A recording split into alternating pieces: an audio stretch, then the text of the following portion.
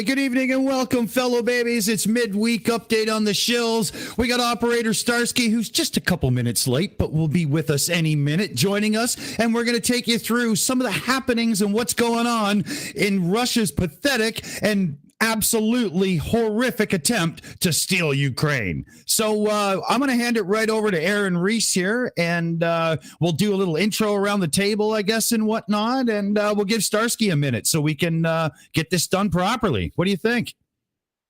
Nice, yeah. Go ahead and take advantage of the time we got.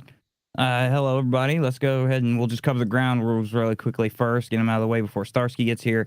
We're not going to discuss anything that might reveal Starsky or any of the soldiers' position or movements or put their life in danger, and we're not going to entertain any pro-orc propaganda or bigotry, and it will earn you a spanking from the moderators and possibly the boot. But other than that, let's have a nice discussion. Everybody get along, and I will hand over to Aimee because she's way better at the round table than I ever will be. Thank you so very much. All righty. Good evening, everyone. Let's get right around the room and see who's here with us. I'm going to start with Mipet 69. Mipet, how are you this evening? It's very early morning for me, but yes, I'm doing really well. Thanks, Aimee. And I'd like to just say, as the head moderator, please, in the chat, behave yourselves, because my moderator team is watching you, and anything that is considered not good, you will be warned, you will get timed out, and you will get booted. So just take that as a warning, please, because we do try and keep it civil here. And other than that, welcome everybody and have a good show. Thank you so much. Thank you. And next up, we have Fallacy Dave. Dave, how are you this evening? Well, that was good. I accidentally hit the unmute button at the right moment there. I'm doing very well, I'm currently gearing up for my my Kickstarter. We mentioned it a couple weeks back. I'm sure we'll mention it more next week because that's the day that we launch. So yeah, definitely looking forward to that. Excellent. Excellent. That's great news. So that'll be really good. Thank you so much. And next up, we have Clapper Jack. Jack, how are you today? Doing good. Ready for the adventure, and to discuss what's been happening recently. So yeah. Excellent. Excellent. Thank you so much. And next up, we have our producer who is back. I know some people in the audience that might be happy of this. So I know some people are going to be thrilled with this. And here we have Dick Dawson. Welcome back, Dick. How are you? Good. I have a fixed router. My internet connection's all proper again. And the preamp to my microphone has been replaced. I actually just did that like 2 hours ago, man. It was fucking close. But it's working. Woohoo! All right. And I can even do the fun stuff here. Let's see. We'll go in here and let's bring in Sulu. Personal message to you, Putin. Your intellect is as weak as your dollar. Failure is your destiny. You disrespect yourself and your nation. You are made of stupid. There. Oh, God, that felt good. Well, how about you, Aimee? How's things your way? What's happening? Hey, I'm doing great. Thank you. I'm looking forward to tonight, looking forward to getting more updates on everything and to see how everybody's doing. And hopefully everybody hangs in there and, let's keep carrying on. I think that's our motto for the week. So thank you very much. And Indeed. Thank you. And I will hand it back to Aaron. Aaron, how are you this evening? Oh, doing pretty good. I got mobbed by a horde of gremlins like everybody else the past couple of weeks, but pushing through it and looking forward to getting a little more on the ground information from Starsky about what's going on in Ukraine, because he does post. They kind of cover broad stuff and you can keep up with the news, but they never give you the good stuff. Exactly. But looking forward to it. Excellent. So, Well, I know Clapper's got a few things he would like to dive right into as it pertains to Ukraine and whatnot. For anybody watching and listening here, Clapperjack here was in Belarus and got out over to Poland just as things went off. He's very much somebody with knowledge of the situation at, at an extreme, I'm right there level. So, Clapper, what do you think, man? Anything you'd like to start with and, take us forward? Well, a good thing to start with would be also, yes, I was in my home country, and I, just in a nick of time, kind of like spider sensed this thing and just like got out of there because I felt that this was kind of looming. And here we are, and it's happening, and it's bizarre, and I can't believe it's happening still. And especially recently, for example, when Lithuanians finally kind of like, well, not really finally, it's been planned. It's been in the sanctions packet, kind of like written down. It's just like they written down in May that they're going to limit some exports from Russia, from the Kaliningrad area to the EU. Some items, I didn't really look into it, but I know that it was like a little bit before. And then they finally started doing that like in June. And Russians just completely lost their minds because it came to them as a shock because they didn't really pay any attention to whatever these sanctions and what was even written in them. Now they're losing their tits because they're like, oh my God, like Kaliningrad's being blockaded. This is unprecedented. Like, how dare you, Europeans? We're going to like do this and that in retaliation and whatever. It's pretty funny to watch, but it's also a little bit scary considering that these people are unhinged completely. And for example, also in retaliation, I guess you could say, the head of Russia Today was just like, I want famine to happen. Like the sooner famine happens, the better. The sooner these European fucks are going to start like negotiating with us. And I was like, oh shit, oh great, this is fantastic. My God, these people are nuts. And I'm kind of just sitting here and thinking, shit, famine might actually happen. Wow. Oh, great. Yeah. Oh, goody. Awesome news, right? Oh man. The there was I forgot to copy it, but before we went live, there was somebody who made an announcement in our chat that was really worth bringing up. Ukraine and Moldova are now accepted as candidates to join the EU. Nice. There's a lot of talk about that. 27 countries voted yes. And they are kind of starting the process of putting them into the EU. But, I've heard this for years. And, like, unless I see it happening, like, physically, I don't believe it, really. Well, that's kind of what kicked things off back in 2014 is when they started making decisions siding with the EU instead of Russia, and all of a sudden Russia moved on Crimea. Yep. In case people don't really know, this is exactly what happened. There was a vote, and the vote was kind of like, are we staying with Russia, or are we like joining the EU? And people voted EU, but the guy that was in charge, the president of I don't really remember who he was. I think it was Poroshenko, but don't quote me on this. I'm a little bit fuzzy on that. He was like, how about fuck your vote? We're not going to do that. Because obviously he was in the pocket of Russia. And people freaked the fuck out. And when people freaked the fuck out, the Maidan happened. And when Maidan happened, Russia freaked the fuck out, and they did the whole thing with what happened. And so this is kind of the whole root of things. People wanted to get out of the Soviet Union, but the Soviet Union just doesn't want to let go. Still. They just have to. Like every day in the news, there's more and more stories about, the ruble falling and life in Russia just, not really working out in everybody's best interest due to the war and stuff. I mean, how long until the Russian people themselves start like really getting upset about things? I mean, I know they get stomped on over there, and they're very much, left to their own, the heavy-handedness of the government is not something anybody would want. But even with all of that, don't you think that there's going to be more and more of an uprise where they eventually go, look, you're literally killing the country with this. Stop. Eventually, yeah. And we actually have a saying, and had for a while, like since 2014 happened, because even back then, we kind of figured that Russians don't really, well, we, meaning like we, the Eastern European bloc, the people that know what ex-Soviet shit is.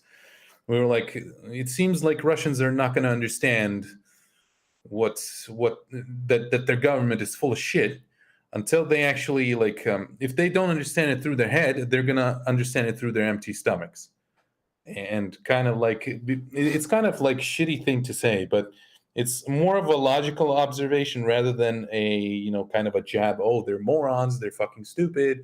They don't understand shit. And until they go hungry, they ain't gonna, But the average Russian is kind of like that. They don't care about anything. The only thing they care about is like if they have beer in the fridge at the end of the day, and if they're not, nobody's bothering them. And if Russia is still like getting off its knees and being almighty and stuff and whatever.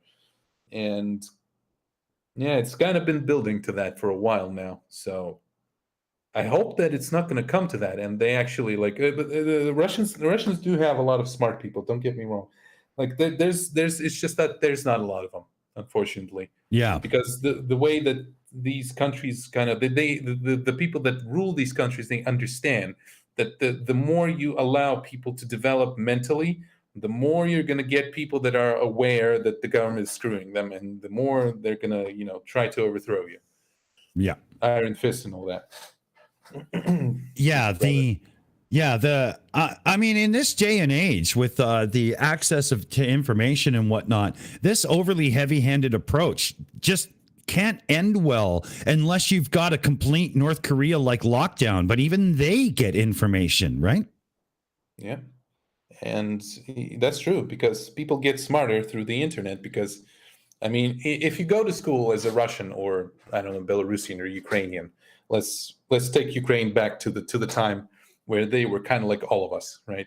And you come to school and you're being taught English, like the teacher that's being paid like $300 per month. He's not going to put a lot of effort into teaching you anything in terms of like making you an actual person that actually speaks the language like I do. They would just like not care, and they would teach you like the basics, and that's it. And because it's a government worker, they're being paid by the government. So, Starsky, there he is. I'm just going to finish up the thought. And yeah, absolutely. Yeah. I think I lost my train of thought. Oh, I hate when that happens, and you were on a good one too. Damn it.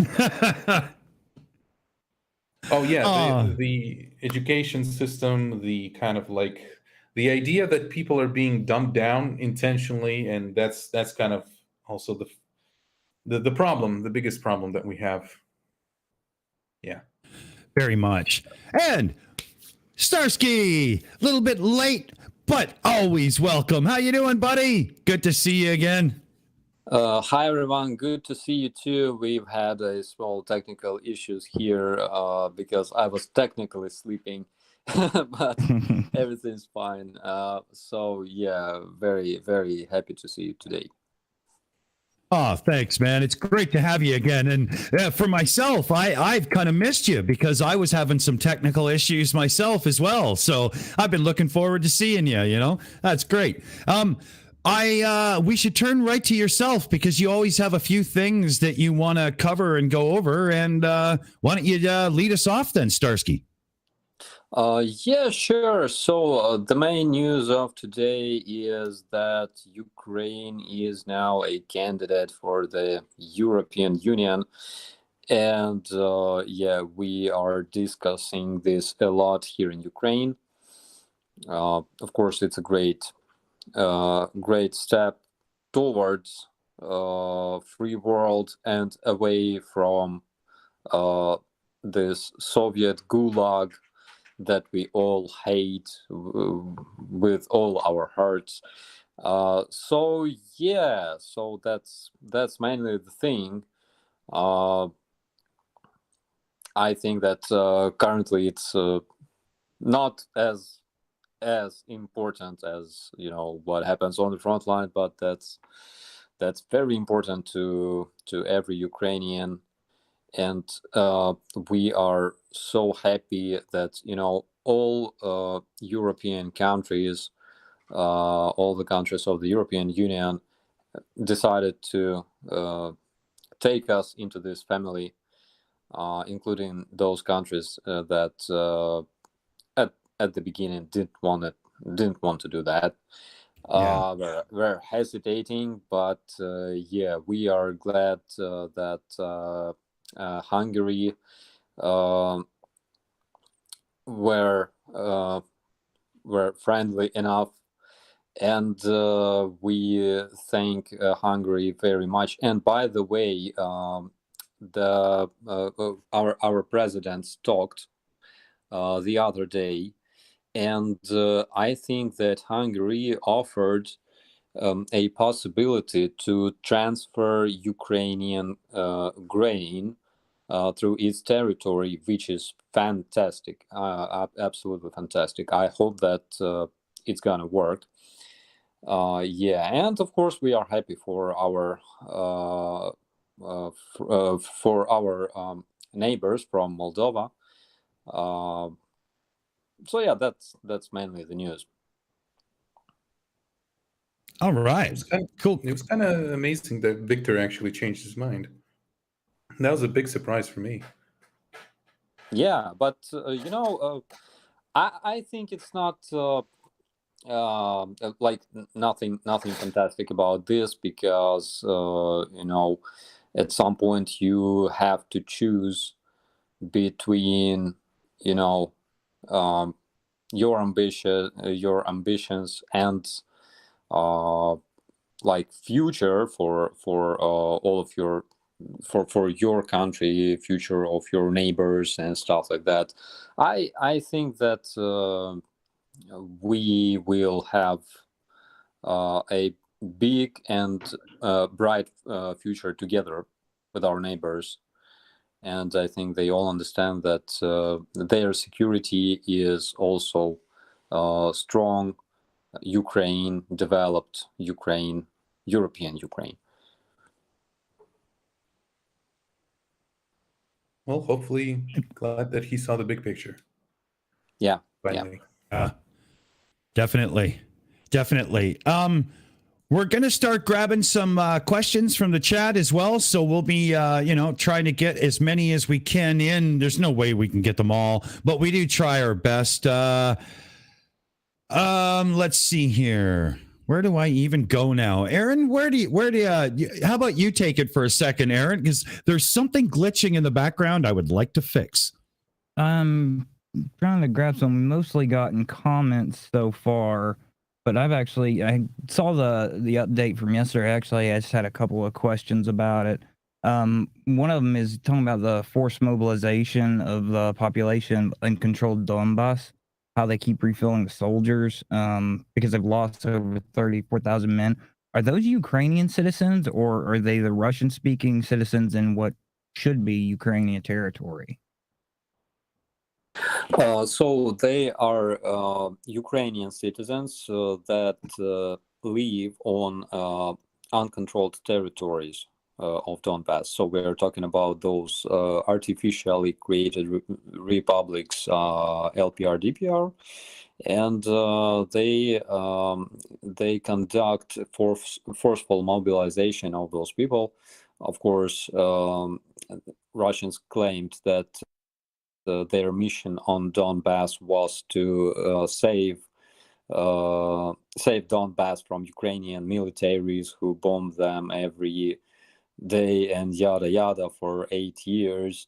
And the funniest fact is that if you saw this interview with Lavrov on BBC, so basically last year I think there were like 9 casualties among civilians on the whole Donbass, and the year before that there were something like 7,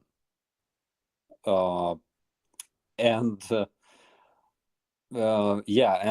currently the picture is a bit different, and I think I gotta dedicate another video to that, because even pro-Russian terrorists, like leaders of those terrorists on Donbass, claim that comparing to those 8 years, Donbass factically wasn't bombed at all. And those people come from those mobilized people come from the uncontrolled territories. Basically just forced conscription. Lovely. Yeah. We've got a few memberships, some gifted memberships online, and a couple super chats. So I'm going to hand off to Aimee to announce those really quickly. Yes, please. We do. We have a bunch of things to announce right now, which is really cool. We want to thank Vernon Sheldon Witter so very much for gifting 5 memberships out. And so the people who got those memberships, Ciudadano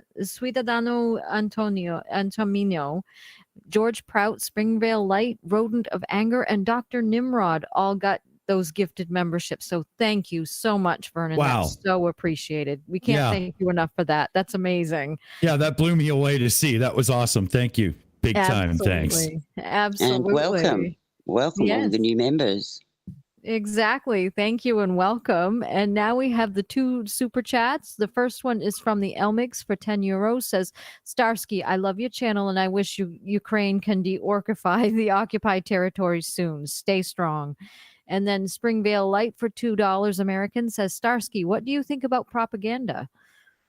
So thank you to the both of you. Thank you. Thank you so much. As for propaganda, well, I think this is the strongest weapon of Russian, I don't know, country, empire, union, whatever. So basically they have invented that probably a century ago, maybe even earlier. And they were professionally using propaganda starting the Bolshevik Revolution, basically. And of course, propaganda is widely used in hybrid warfare because this war that we have today, it's not, how to say it, it's not fought using just weapons and artillery and airplanes. No, there's a lot of technology involved now, isn't there? Yeah. So the idea with those artificially created republics on the east of Ukraine, that's basically part of hybrid warfare, using soldiers who hide their patches and stuff like that. That's also part of hybrid warfare, saying that there's no Russian troops on Donbass, saying it for like 8 years in a row. That's also part of hybrid warfare and propaganda. And we have like branches of not branches, but like branches of our forces in military, also in civilian organizations designed specifically to study this. That's literally a huge topic, and we can talk about it like for days. Oh yeah. That's a 12-hour live stream right there. Yeah, and I think that someday we gotta dedicate our time to this, because it's very interesting, actually. Yeah. You know, I agree there. Totally. There's a lot there.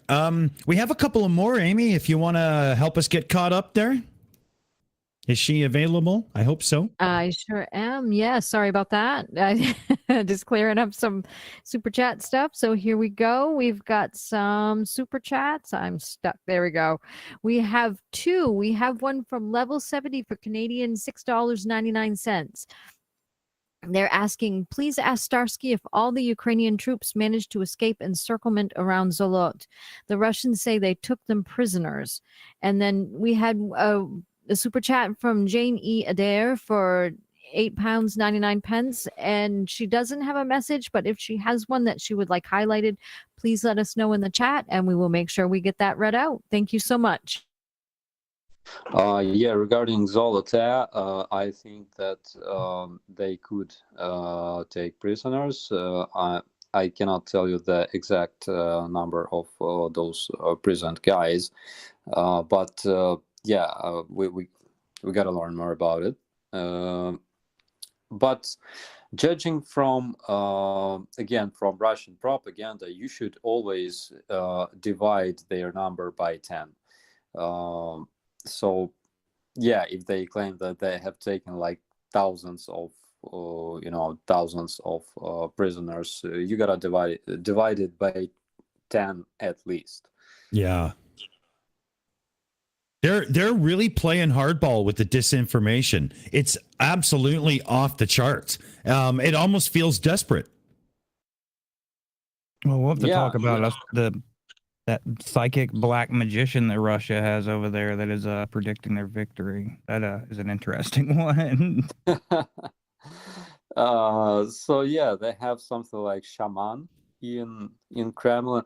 Actually, it's like popular gossip, here in Ukraine as well as in Russia. So he has like a bunch of those magicians that create this magic armor around Putin, around Kremlin and stuff like that. They can deflect missiles and psychic attacks and everything. But yeah, of course, Ukraine has some very strong black magicians, as we know. And yeah, we invest a lot in our black magic troops. Yeah, it's turned to Harry Potter over there. It's kind of, it's all fun and games and, hee hee ha ha. But there was this incident where there was this shaman guy that was coming from the deepest kind of like areas of Russia, like Eastern. And he was going towards Moscow and he was like claiming stuff that he's going to like banish Putin from the Kremlin. And usually when shit like this happens, like I don't know, in the States, like everybody's some crazy dude or whatever. But this guy was detained, and then they put that guy in a psychiatric ward. And you kind of start thinking about these things, like, okay, so why? Yeah, I remember this story. Yeah, actually, he was arrested, from what I remember, and then he was taken to this mental facility. Of course, I think that it's like on one hand, it's kind of funny that a ruler of such a huge and powerful country and ruler of a country with such a nuclear potential as Russia may play with that stuff. But recently we have discovered some footage, and I'm not sure if you know something about Viktor Medvedchuk, that Putin is his daughter's godfather, actually. So Viktor Medvedchuk was a very famous, notoriously famous, I would say, oligarch here in Ukraine. And he was very, very rich because he had this so-called pipe coming from Russia to Ukraine, and he was trading most of Russian oil and stuff like that. But eventually he got arrested because he made this pro-Russian political party that was used in order to, make Ukrainians kill each other, basically, which is a point for using Russian propaganda in Ukraine in general. And he was arrested, and we found some crazy footage, and actually it was published by our colleagues from Bigus Info. That's one of our journalist agencies of investigations, let's call it this way. So they have footage of this guy's magician performing rituals over this guy, and it's like this oligarch is in state of trance or something like that, or sleeping or hypnotized, and this dude is explaining him something like, okay, so we are reaching some level 400, maybe even more, and it's kind of crazy because this guy was one of the most powerful, most fearsome pro-Russian oligarchs in Ukraine, and he actually does that crazy shit. So yeah, it could be true, I think. I guess they use the church to get the religious, the magic to get the superstitious, and the news to get the just plain gullible. We have got several super chats lined up, actually, so I'm going to hand off to Aimee to get those knocked out of the way. Yes, please, if we can. I've got a whole list. This is good, though. Thank you so much, everyone, for this. Okay. I'm going to start out with the first one from Springvale Light for $2 American. Says, why don't millions of people realize this? Apparently about something we were talking about earlier. I'm sorry I missed the context of that. We also have one from Marco Endler for €5 who says, hi, Starsky. Can you say how successful this propaganda is in LPR and DPR? So we have that. And then Samantha Williams donated Canadian $40.82. The Ukrainian movement has been invented by no one. The Ukrainian movement exists and will exist, and all attempts to deny it will be fruitless. And then we have, thank you. Yeah, that's a good one. And then we have Raven7 for £8.99 says, this week again, Russia threatens Lithuania. Do you think this is the start of potential NATO direct involvement? Thanks for all you do, Starsky. And then Samantha Williams again for 50 New Zealand dollars says, I awkwardly sent this to the wrong place. Actually, you didn't, hon. You did a great job. That was perfect. Originally, haha, but I read this in a book recently. The Ukrainian movement has been invented by no one. The Ukrainian movement exists and will exist, and all attempts to deny it will be fruitless. I love that quote.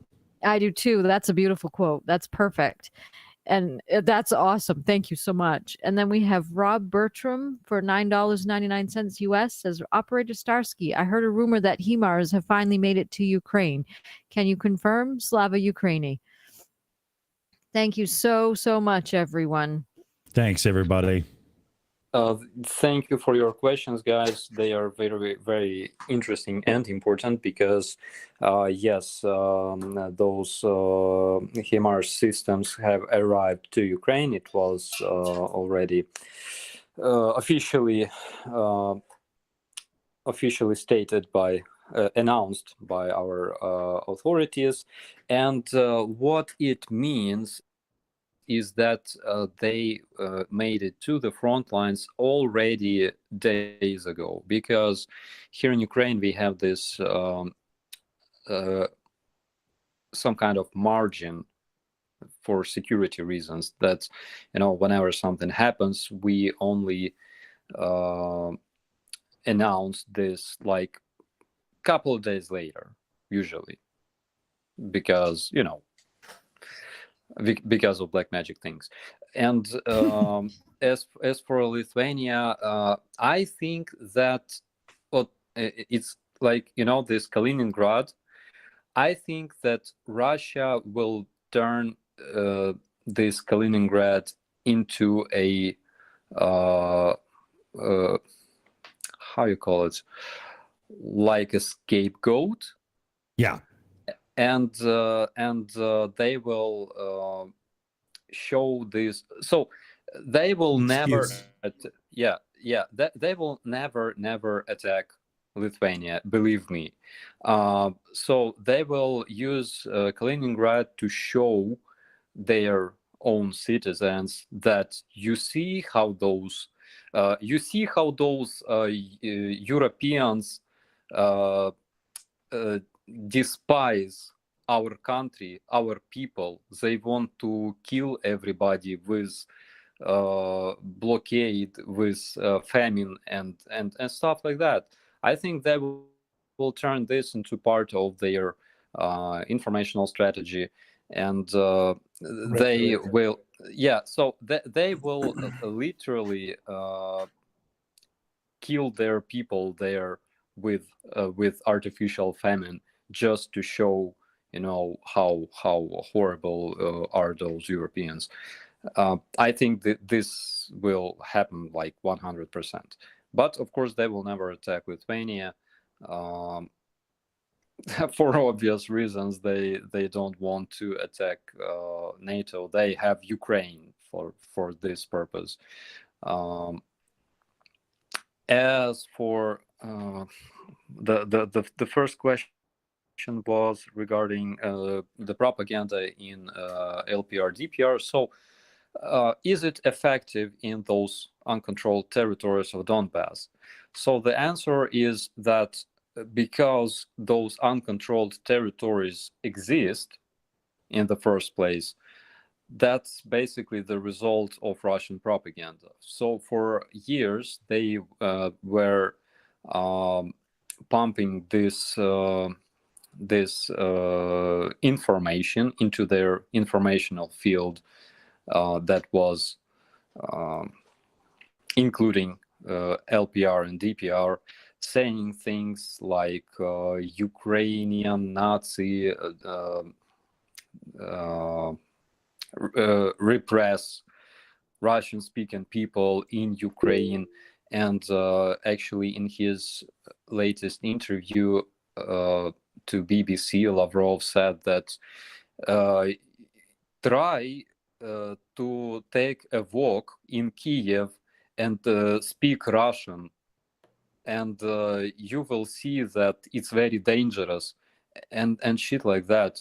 Like 80% of Azov soldiers were Russian speaking in their real life, because they come from places like Kharkiv. Kharkiv is located on the east of Ukraine. We have majority of Russian-speaking people in the east of Ukraine. Literally nobody in Ukraine, nobody gives a slightest damn about your language. You can even talk in, I don't know, Swahili. Nobody gives a damn. But there's another thing to that. Russians wanted to make Russian language a second official language in Ukraine.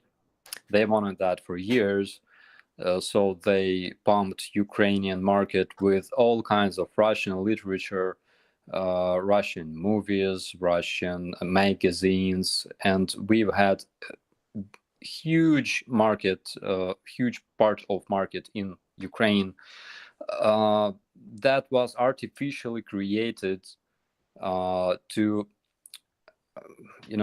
make it look as if like 90% of Ukrainian people speak Russian language.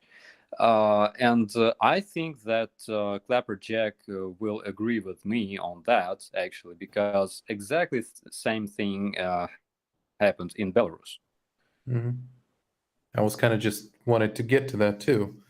And yeah, That's exactly what happened in my country. They took it slowly, and they've been trying to supply us with their books, with their TV.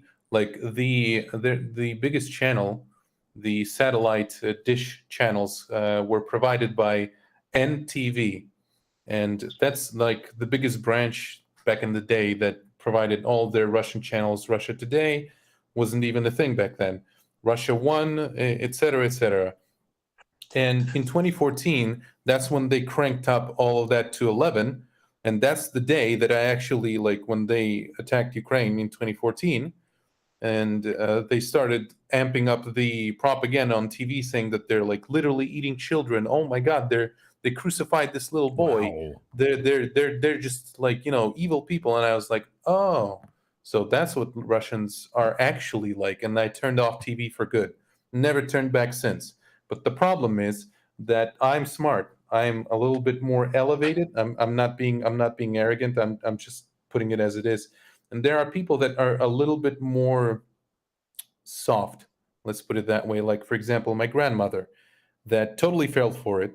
And I cannot explain the amount of arguments I had ever since. And even today, when it's like so black and white that Russia is attacking Ukraine, she's still trying to defend those fuckers and saying like, "Oh no, it's actually the Nazis. Jack, you don't understand. What it's all the Polish Nazis and the Americans are trying to, and all these conspiracy bullshit that like was being spewed by the Russian television. It's like my grandmother turned into a TV. It's disastrous. And we lost so many people like that. So it's effective.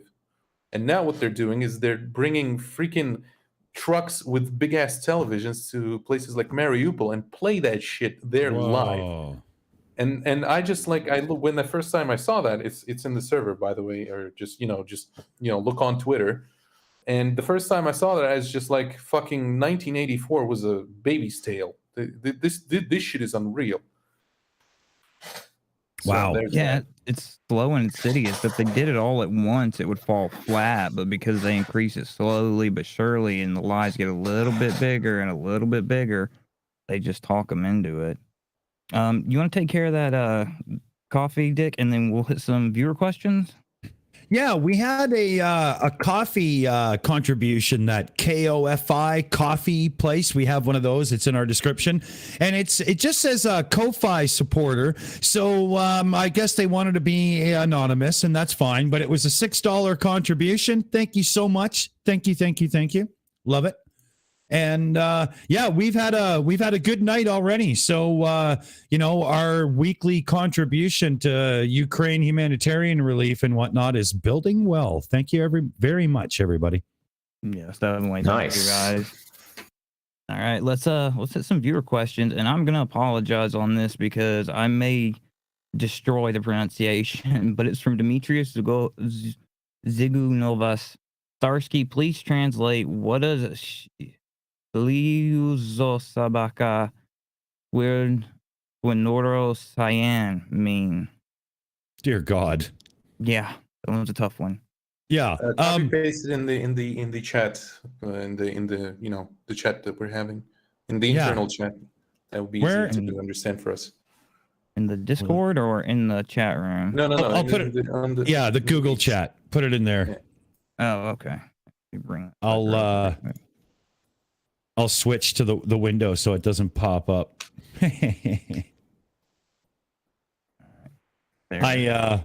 I saw that question and I was like, I just can't do that. There's just no way. I tried.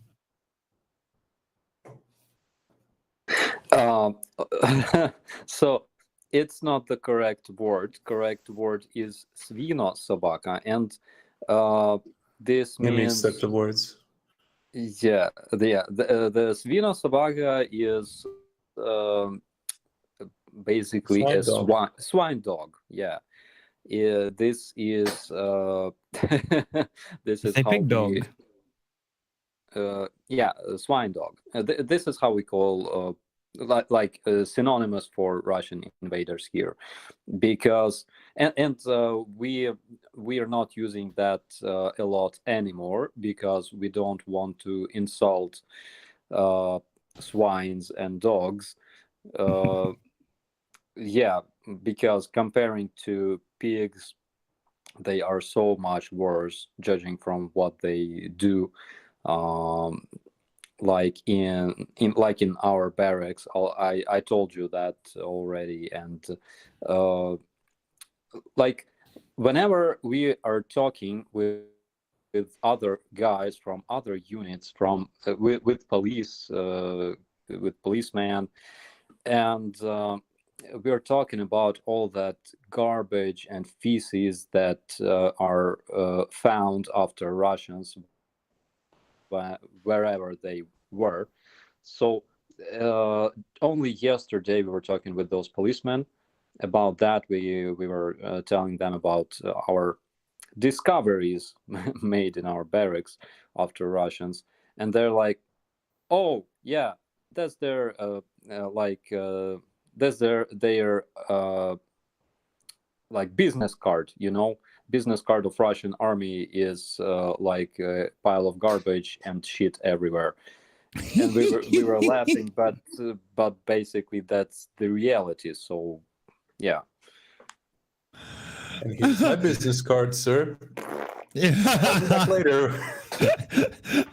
We have a great question for Starsky from Wild Wolf Pack. Starsky, have you ever seen the 1984 movie Red Dawn? Yeah, I did, and it was one of my most favorite movies with Arnold Schwarzenegger. Of course, I'm a big fan of Arnold Schwarzenegger. I love all of. No, there's a mix-up. Red Dawn is the one where the kids are the Wolverines attacking the people that invade the U.S. Oh my God! Yeah. So the other one was the Red Heat. Actually. Yeah, that's it. Yeah, and that is a good movie too. You're right. Yeah. And I was laughing my ass off literally when I saw Schwarzenegger speaking English, speaking Russian, because it was so hilarious. And as for the Red Dawn, no, I don't think I saw it, but I've heard about it. Yeah, Starsky. I will put it on. I have a way of sending it to you. I'll share you the link. I'll email it over so you can watch it. It's a classic movie, and it really suits the situation. I think you'll get a kick out of it. It's pretty good. Thank you so much. Actually, I've been messaged in the commentaries somewhere. I've been messaged by our special forces. They have a werewolf as their symbol, actually, and they were saying that, dude, why don't you join special forces, because we have place for you. And I was like, guys, I would love to, but I failed our running test the last time I tried to apply. So yeah, they're a much worthy man than me. It must take some serious core strength and mental grit to be in one of those groups. Wow. Yeah, it's true. So I tried to apply in 2015. I tried to apply to one of our special forces units. And I failed running dramatically because I didn't think it was very important, and I didn't put effort into achieving some more or less normal results, and I did everything else. So I literally lacked 1 point from 65 points. I got something like 64, and yeah, it was a failure. But the funnier fact is that later I passed the same selection program to my current brigade, and in my brigade, for example, in order to receive this blue beret, you gotta run 30 kilometers, and I ran this 4 times. I ran my first first march in my infantry battalion. Later, I became a press officer, and I had to run every time the other guys were running.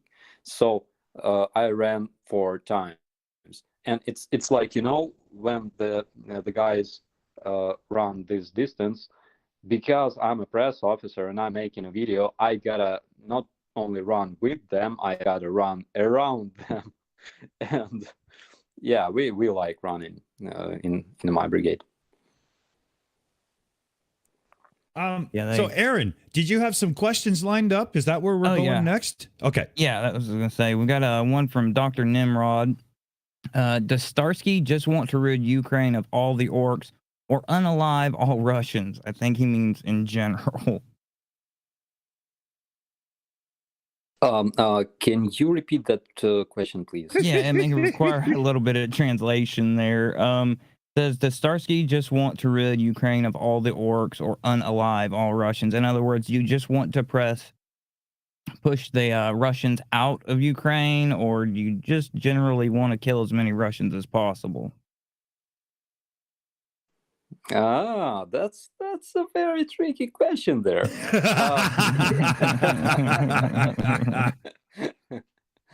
Yeah, so we have this neighbor for centuries, as you probably know, and we know more about Russians than any European citizen. But of course, we have our own country. We don't need any other country, any other territory, even those that historically belonged to Ukraine, like Kuban, for example, Rostov region, and yada yada.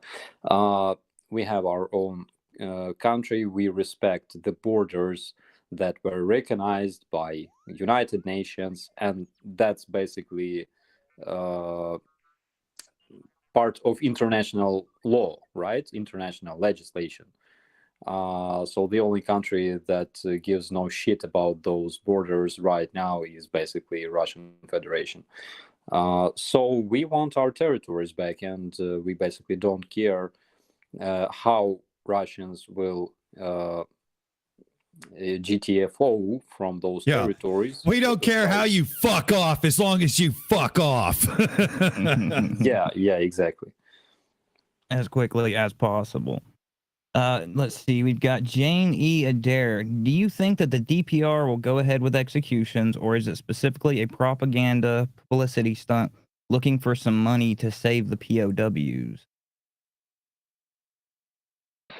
Could be. So I had my friend held as a POW back in 2014 on the territory of so-called DPR, and they were collecting money from everyone.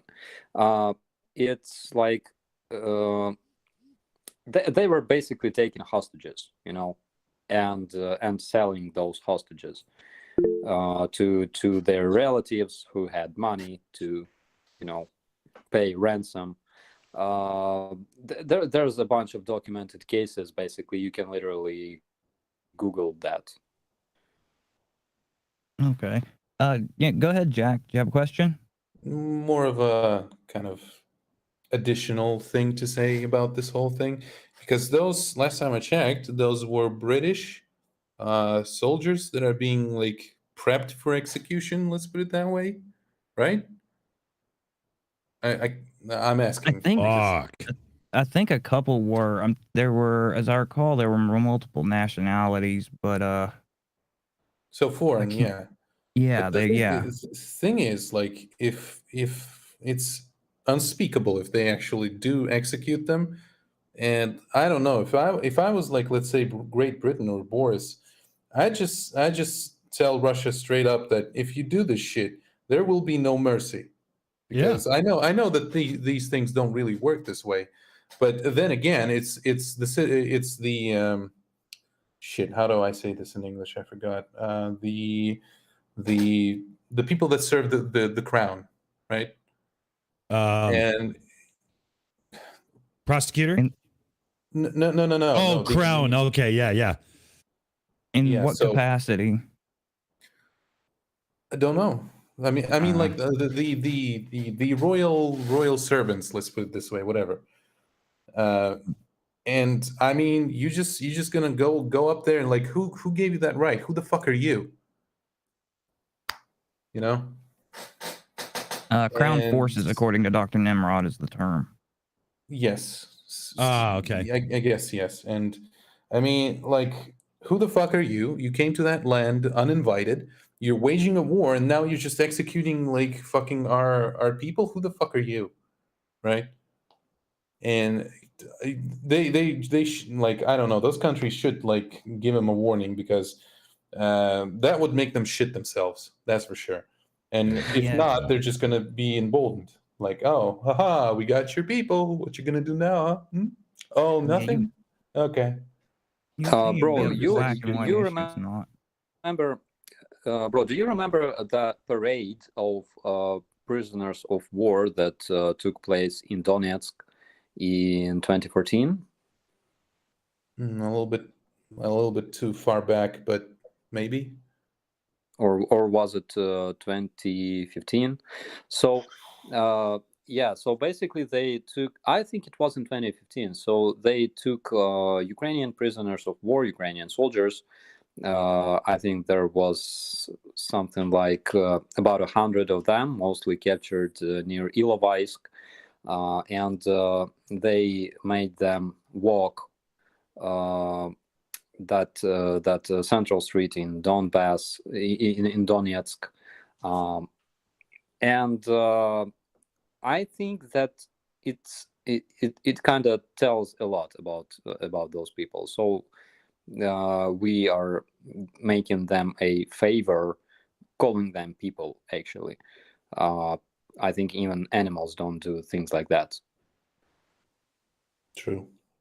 Well, the whole situation is they're trying to say that because Britain or their home countries are not a part of the war, and they're not Ukrainian citizens, supposedly, which Ukraine is is extending citizenships now, but they're trying to say that because they're neither of those, that they're a mercenary, and mercenaries don't fall under international law, which they do. You can't just execute prisoners of war, period. Exactly, and they're kind of like holding it over those countries' heads, like, "Oh, aren't you supposed to not be here? Like, what's happening, bro?" They're kind of forcing them to admit that yes, there are like foreign mercenaries, and no shit, there is. What are you then? What are you doing there? Those people are officially employed in armed forces of Ukraine. One of such cases is French Foreign Legion.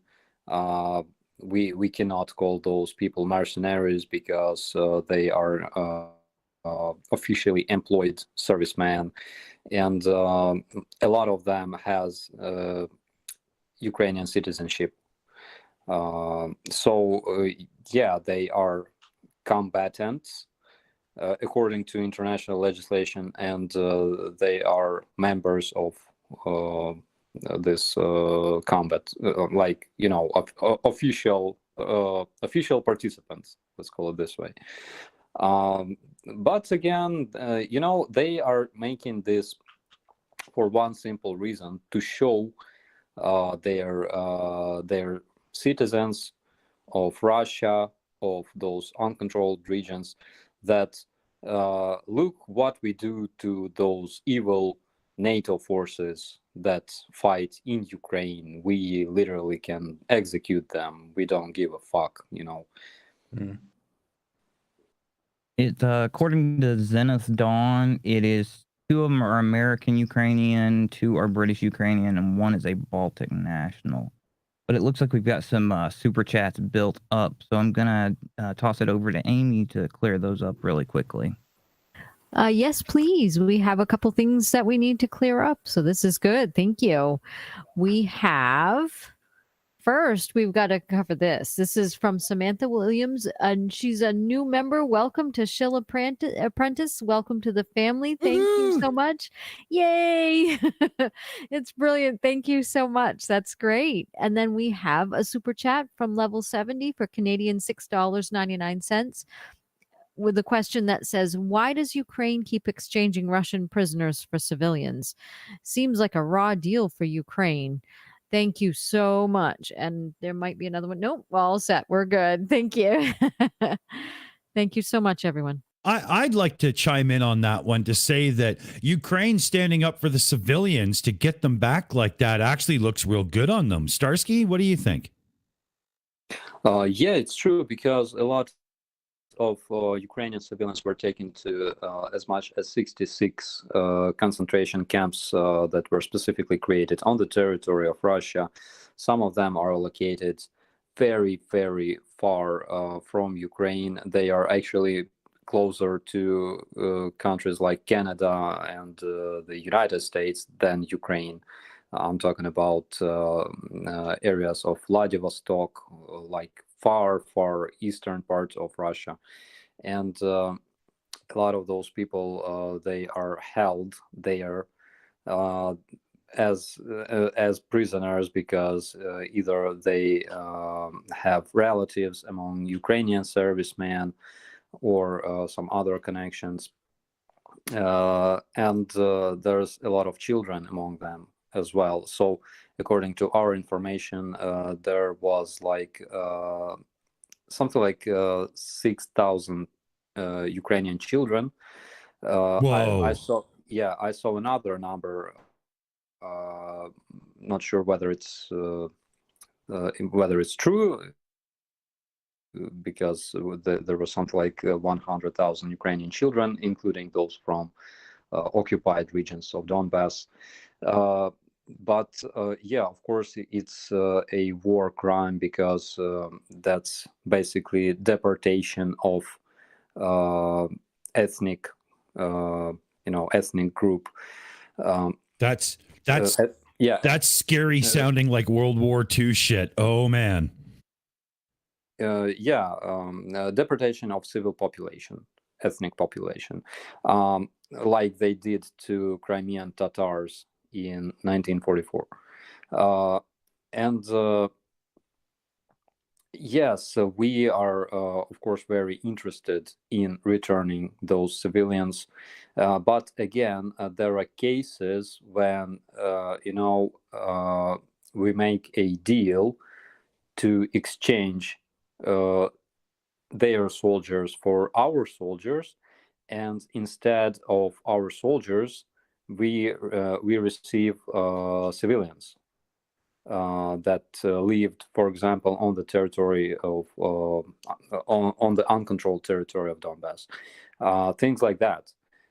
So yeah, they still didn't return a bunch of our guys from different units that were taken as POWs at the very beginning of this invasion. And we don't have information about those guys.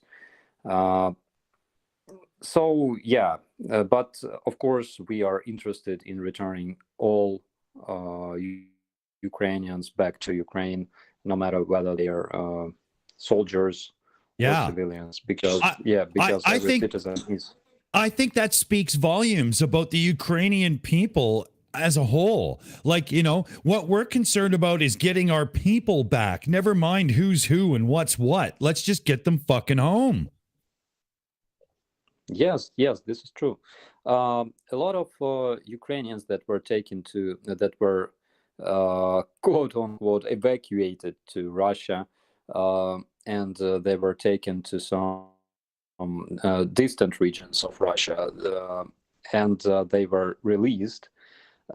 They struggle to return to Ukraine because they don't have money, they don't have possibilities to cross the border at this point and stuff like that, and they have to find solution like traveling to, I don't know, Georgia or Turkey, and then going to Poland and stuff like that. A lot of them literally don't have money to do that. From what I know, there is some underground movement in Russia. People of Russia who sympathize Ukraine, they collect money for those Ukrainians that got stuck in Russia. And of course, that's very dangerous and very, very illegal in Russia to do that. But still, there's a bunch of courageous Russian people who help Ukrainians. Cool. Yeah, There always is, right? There always is, in a conflict like that. There's always going to be somebody who steps up. I mean, even during North America's dark period of slavery, they had the Underground Railroad. There's always somebody in defiance, right? During the World War II, French resistance. I mean, we wouldn't have gotten France back without them, honestly. They were waiting for us when we came ashore. Yeah. Let's hit a couple more questions because they're kind of stacked here. We've got one from Tanu Vane, and I think this is referring to Russia because we discussed the Donbass region earlier and conscripts from there. But do you think Russia will invoke martial law for more conscripts? They can absolutely do that, and I think that it will put an end to Putin's regime. And I think that my buddy Clapperjack has something to say here. As a matter of fact, there was an interesting thing that I've heard. I don't really remember where and who said it, but I remember that Russians were mentioning during the protest stage, when people were still bold enough to go outside and protest the war, that people like that should be detained and then deported to the front lines to be forced to fight on the side of Russia. I think it was on their national TV, like 60 Minutes or something like that. I don't really recall. Or maybe it was articles that I've seen, but it's been a thing. It's been a narrative, something like that. So, imagine that. But then probably they realize that it's a bad idea. But, it's going to wreak havoc on their nation if they're going to start forcing people to fight the war in their name, because nobody wants to. People from rich neighborhoods in Moscow, in St. Petersburg, they usually don't participate in this. I mean, they don't want to fight. They have their peaceful life there, and of course, if they are getting sent to Ukraine to trenches and stuff like that, this can cause a lot of problems for Russians. On the other hand, they can say that things like NATO is trying to start World War III, or how they call it. I don't know how to say it in English. So Russians don't recognize Second World War. They recognize their motherland war. They call it Great Motherland War, or something like that, which started in 1941. Not 1938,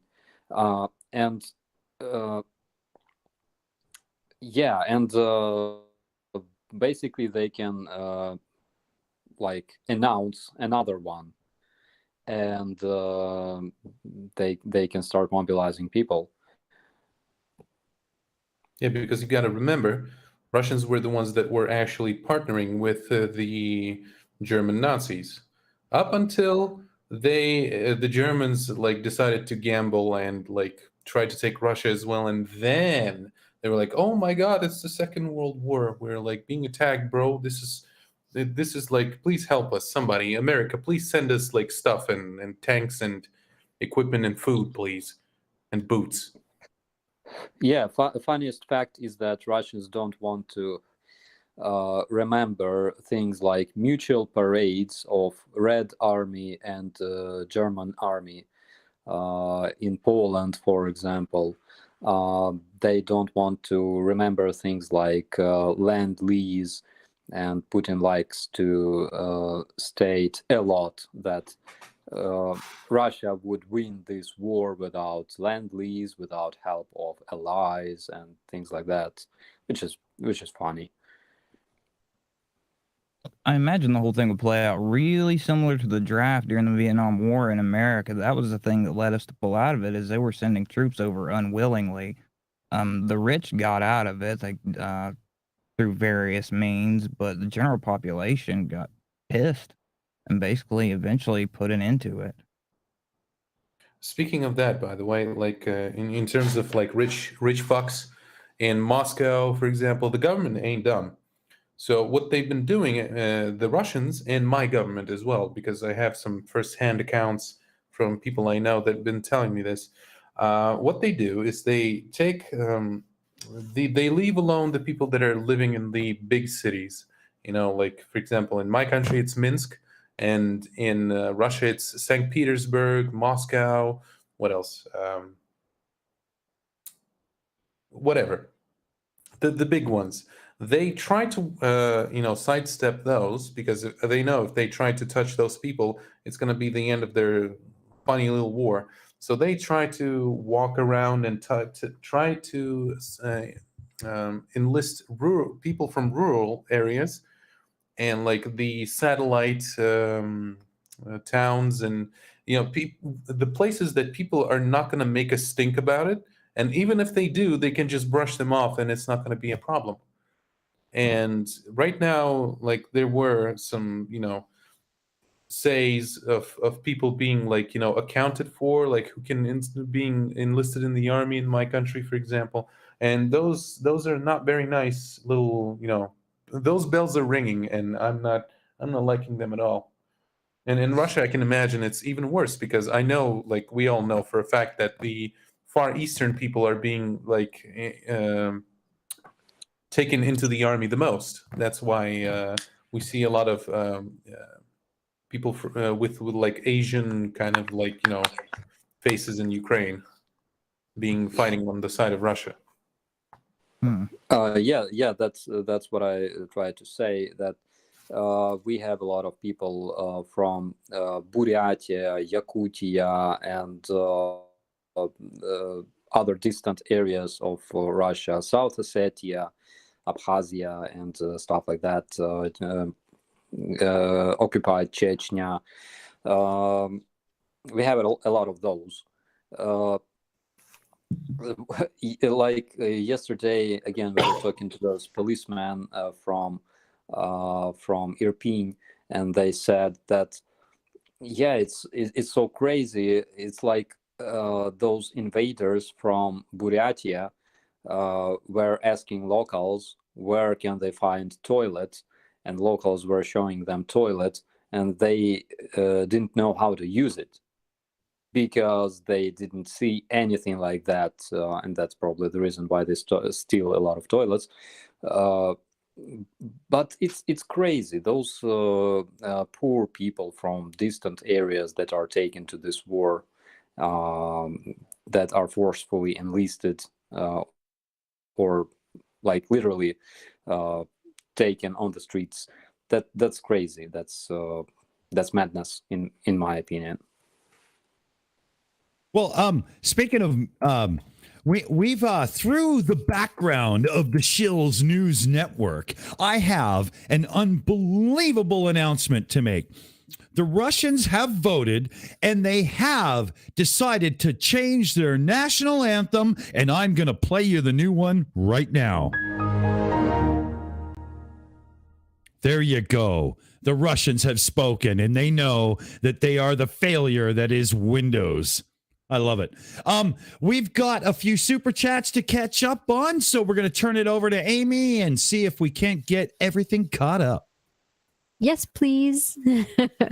Yes, this would be great. I have some super chats here. The first one is from Fat Bass for Australian $10. Says, late, sorry. If you haven't covered it already, could Starsky please share what he can about partisan activity?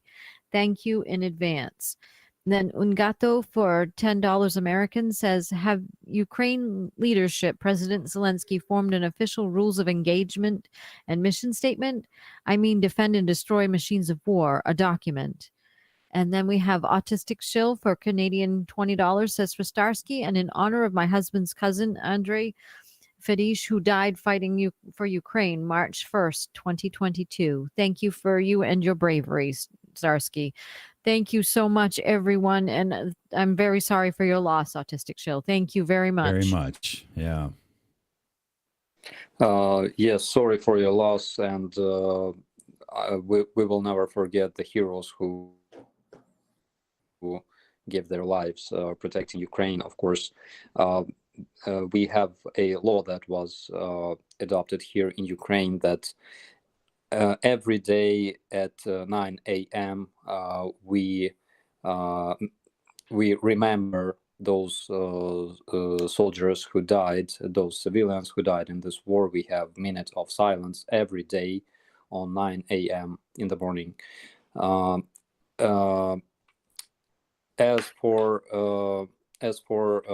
partisan movement, yeah, we have a lot of our partisans active in the area of Kherson. They are very famous because recently they have destroyed a car of local collaborant, local chief of Kherson, so chief of Chernobyevka, actually. So he had, they planted an explosive device and destroyed his car. The dude was wounded. They stick those placards and stickers saying things like Ukrainians are coming back everywhere on the streets, and they do a really nice job. You got to remember that Ukraine is actually cradle of this partisan movement. So we had a lot of experience with that starting back in, I don't know, 15th century probably. And we've had all kinds of rebellious armies in our history. And they were very effective, I must say, because Ukraine was occupied by different countries. Ukraine was occupied by this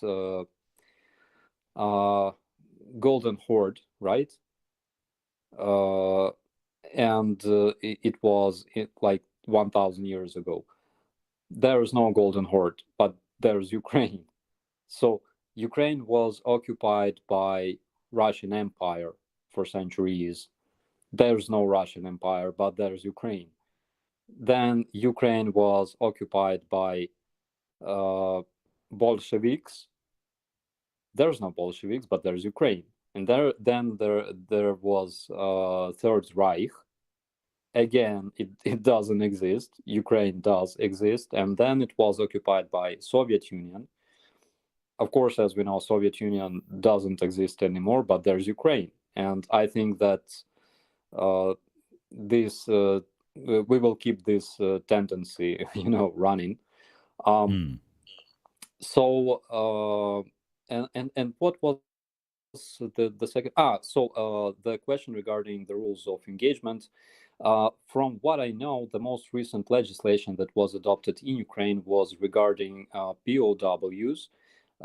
So we had, of course, international legislation, international law for taking and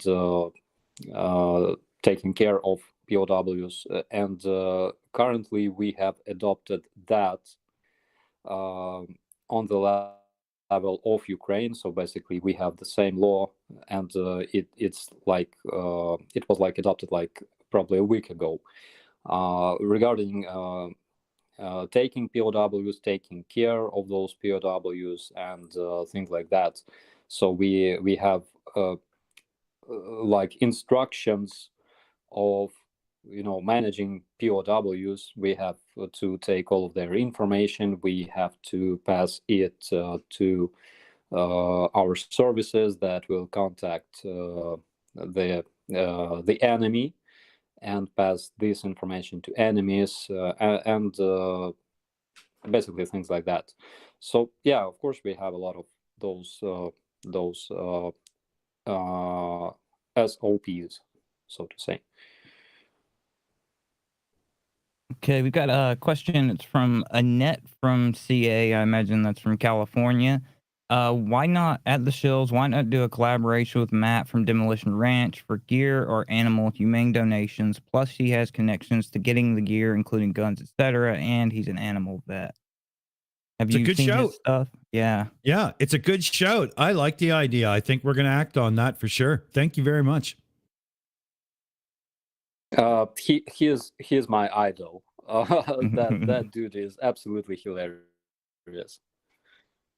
I think he would fit in on the panel for a hangout quite well too, Starsky. What do you think?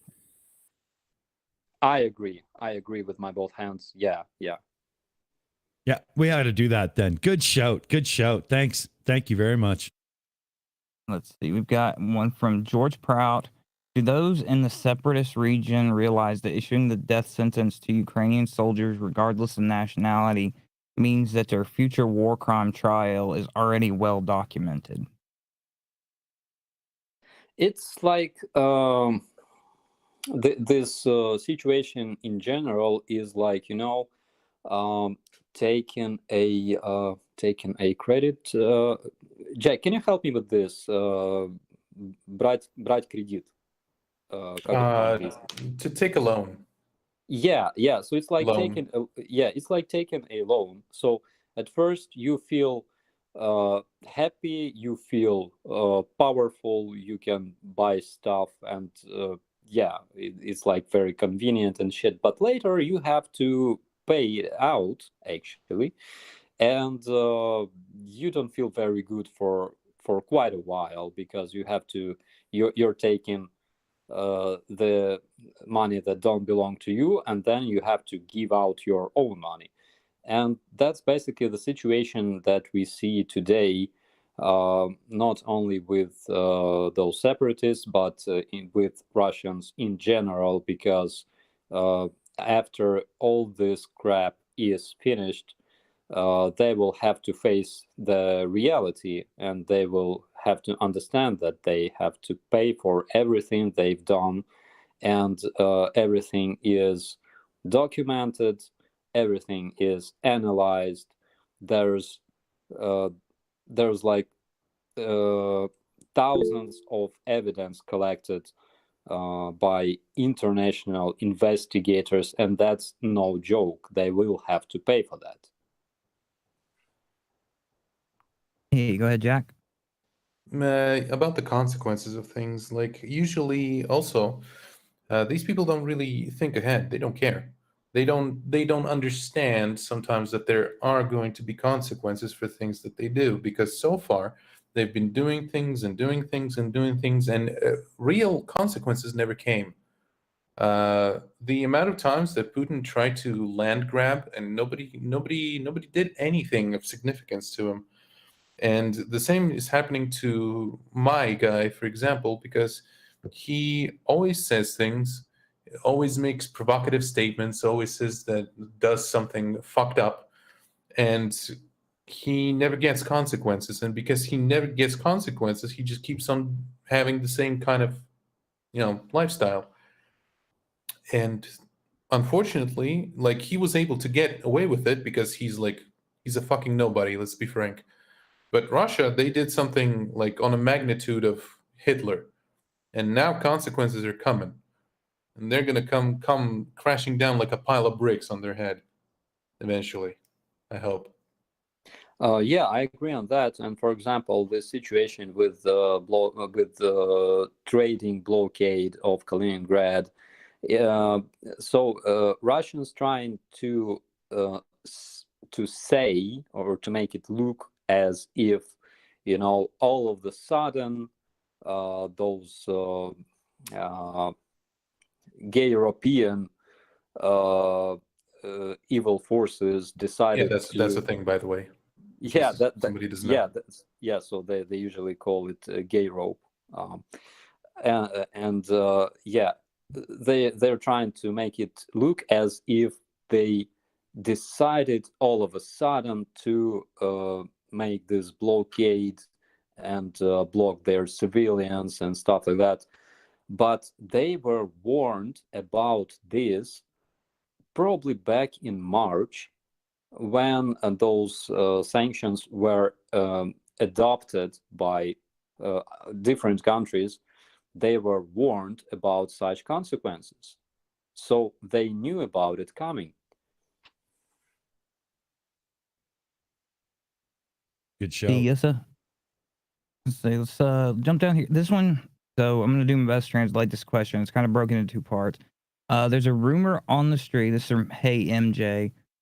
There's a rumor on the street. Do you think Putin's working a deal with Modi to access more conscripts, trade cheaper gas to India for more conscripts for the Northeast Syrian operation? No idea. I don't have enough information about that region, unfortunately.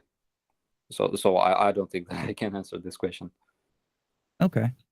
There was a funny, I just want to jump in. Sorry, Aaron. There was a funny one from somebody in the chat saying, you should take all the Russian tanks and whatnot that are left behind and melt them down to rebuild the bridges. And then Just Me says, and you could put some signs up that says the material for this bridge was provided by Putin. I like it. You're going to have nice one. There was an idea of making a memorial for this war, which would look like a big, just like a huge pile or like pyramid made of those wrecks of those tanks and vehicles. Yeah, I saw they had you did the tour where they had them all in the town square just lined up, torn to pieces.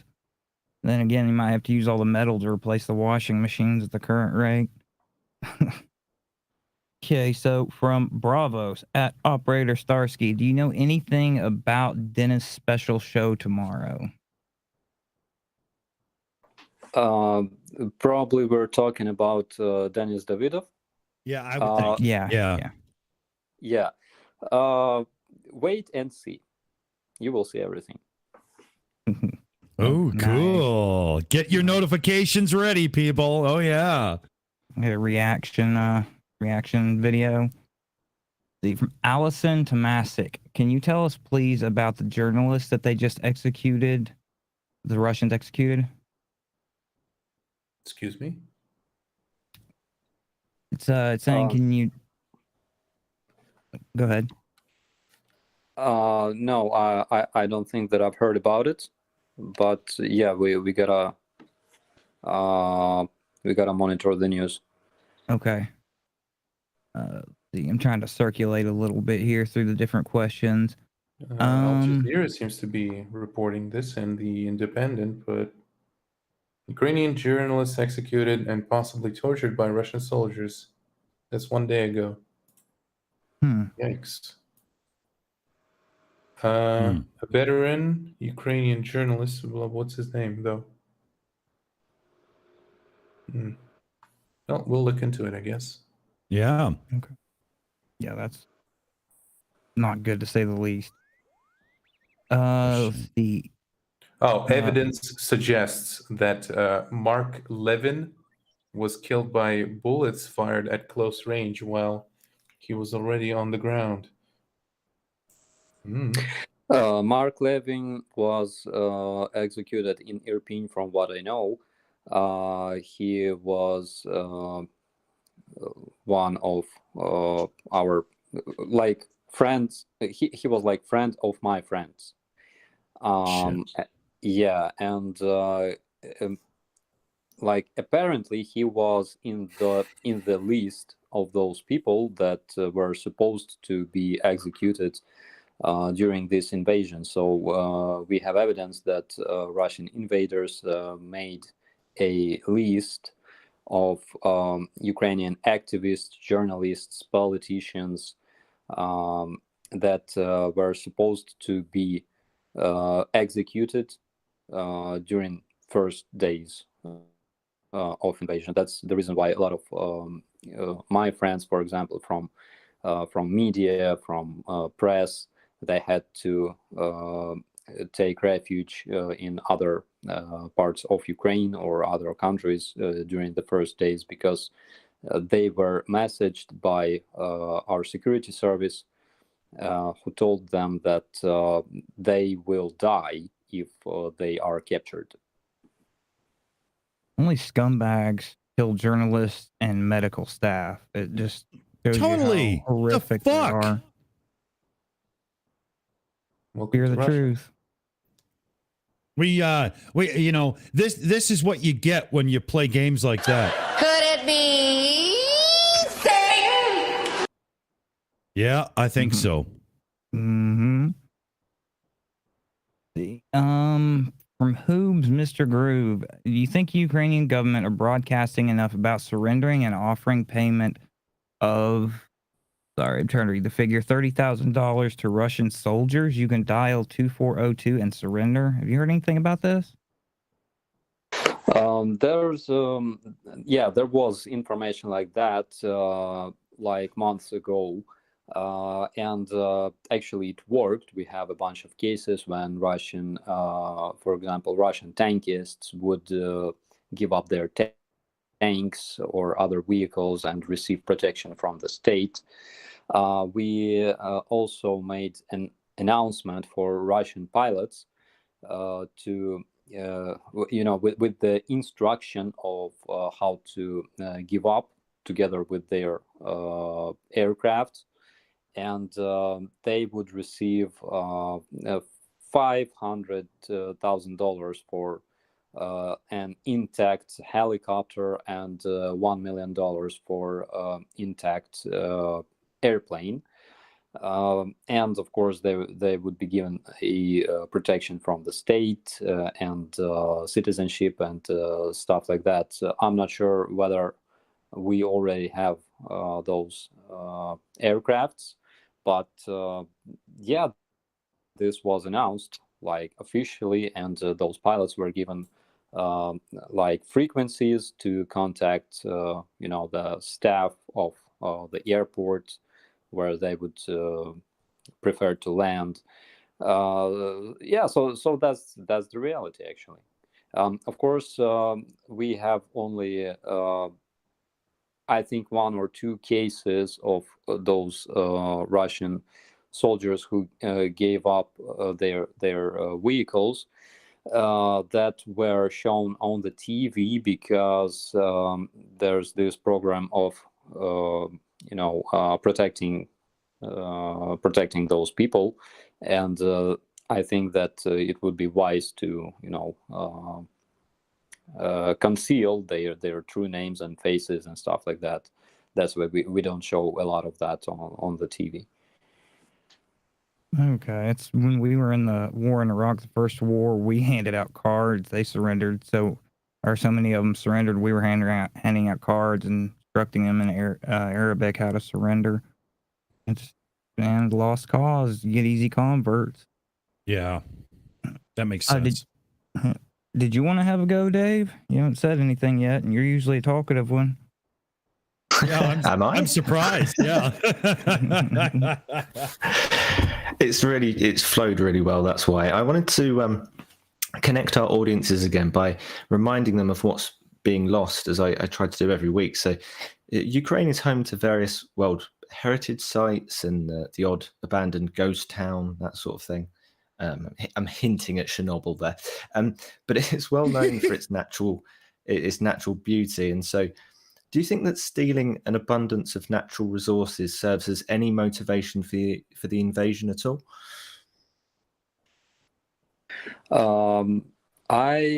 I have no idea, but I can tell you a lot of stories about this abandoned site, because my father was one of the first soldiers who went up to the roof of the third reactor. I'm sure that you saw those episodes on the TV about Chernobyl, like made a couple of years ago, I think. And there were soldiers collecting the wrecks and fragments of reactor from the roof of the third reactor. And actually, my father was among the first soldiers who entered that roof in the real life back in 1986. So he told me a lot of stories about that, and specifically about the wildlife of that area. So when people got evacuated from Chernobyl and areas around Chernobyl, they were told that they are being evacuated for just 3 days. Actually, nobody knew that they will never see their homes ever again. So in rural areas, they would they kept their pets like dogs and stuff. So they would give their dogs plenty of water and food, expecting to return in 3 days. Some of those dogs died, but other dogs who managed to escape, they mixed with local wolves. And for some time, for some period of time in Chernobyl, it was a disaster, actually. So sorry about it, like off topic, but it's a very interesting thing. Not at all. No, it's great. Yeah, so those dogs mixed with wolves, and there's still this breed existing in Chernobyl area. Half dogs, half wolves. They were very dangerous. Why? Because first they would give a lot of pups, like a lot more than normal wolf would would breed, and they didn't fear people at all. And for example, in wildlife, wolves are very cautious animals. They would never attack people from the front, for example. They would try to, surround you and jump on your back and bite your neck. But those wolves would attack from any direction. They didn't fear fire, light. They didn't fear shots and stuff like that. And it would be like this, like imagine a pack of like couple hundreds of wolves just raiding a forest, and this mass of creatures would just go through forest, killing everything, leaving just bones behind. And a lot of people actually died from that. And one time my dad was waiting for a bus on the bus stop in a distant area, and he heard this sound of something approaching him from the forest. So he had to jump on this bus station on the top of it, and yeah, he said it's like he saw a living sea of those creatures just passing by. And later there was a big hunt announced in Soviet Union, and hunters would go to Chernobyl abandoned area and hunt those dog wolves, and they were offered money for every skin or like dead. Would it be yeah, pelt? Pelt? Yeah, pelt. And yeah, they gave a lot of those pelts for money, but the thing was that they were all radioactive, so it would be like, you know, that they would carry those pelts in their cars, in their buses, and receive a lot of radiation from them. So yeah, Wow. that's one of the stories from abandoned area. And yeah, there is another one. If you want, I can tell you about it. Please do. Yeah. Okay, so my dad had an acquaintance. She was a biologist, and she would examine wild creatures living in the abandoned area. So she was just basically flying on a helicopter, searching for animals. And for example, if she saw like a deer, they would shoot this deer and dissect it and learn the amount of radiation that is like which internal organs have like more radiation in them, you know, have more, like bigger level of radiation. So for example, bones collect more radiation than softer tissues, you know. And she told this crazy story. So she says, for example, whenever you catch a wild pig or a boar, you know, like wild hog, like they measure the level of radiation in its skin, bones, internal organs, and yada yada.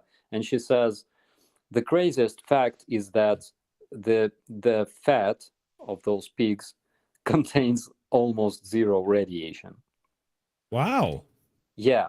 And another funny fact is that Ukrainian cuisine has the most popular food made of that fat. I mean, Ukrainians have salo, which is basically bacon, but unlike like ordinary bacon, Ukrainian bacon is mostly made of this fat. So that's okay. so that's our traditional food. It's called salo in Ukraine. Like every Ukrainian knows it, you know. And yeah, it's a funny fact that, you know, Ukrainians traditionally consume food that doesn't contain radiation. Nuclear pigs. Interesting. So what you're telling me is they were out there by Chernobyl playing a live version of Stalker, basically. Yeah. And I know personally a lot of stalkers. Well, currently, of course, they cannot visit this abandoned area a lot because there's a lot of militaries and all kinds of, you know, security services. But yeah, even like one of my friends, he is a very famous video blogger here in Ukraine, Anton Ptushkin. He told me that he visited this hospital that's actually pictured in the episodes of this Chernobyl.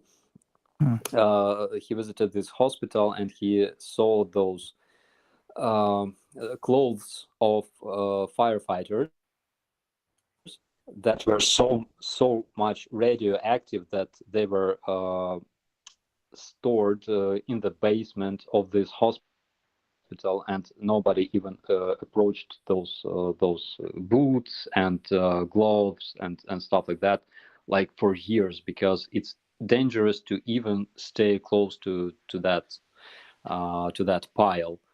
Yeah, and he said that he was there with his camera and stuff, and yeah, it's crazy. It's interesting, it's dangerous, and yeah, it's crazy. Yeah. I want to That's it. throw out there, if I can, there's also some outstanding areas of natural beauty in Ukraine. I didn't realize that famous like tunnel of love or whatever it is. There's like this abandoned train track that is covered in trees. It's just like it just goes on and on forever. That's in Ukraine. Are there any places that you are particularly fond of that are of a like a outstanding level of beauty? Yeah, there's a lot of them, and I gotta add to what you said that that tunnel is not abandoned. So actually, there's a tram. Oh, nice. Yeah, it's used by tram actually. There's a lot of such places in Ukraine because Ukraine is famous for its green areas, its forests.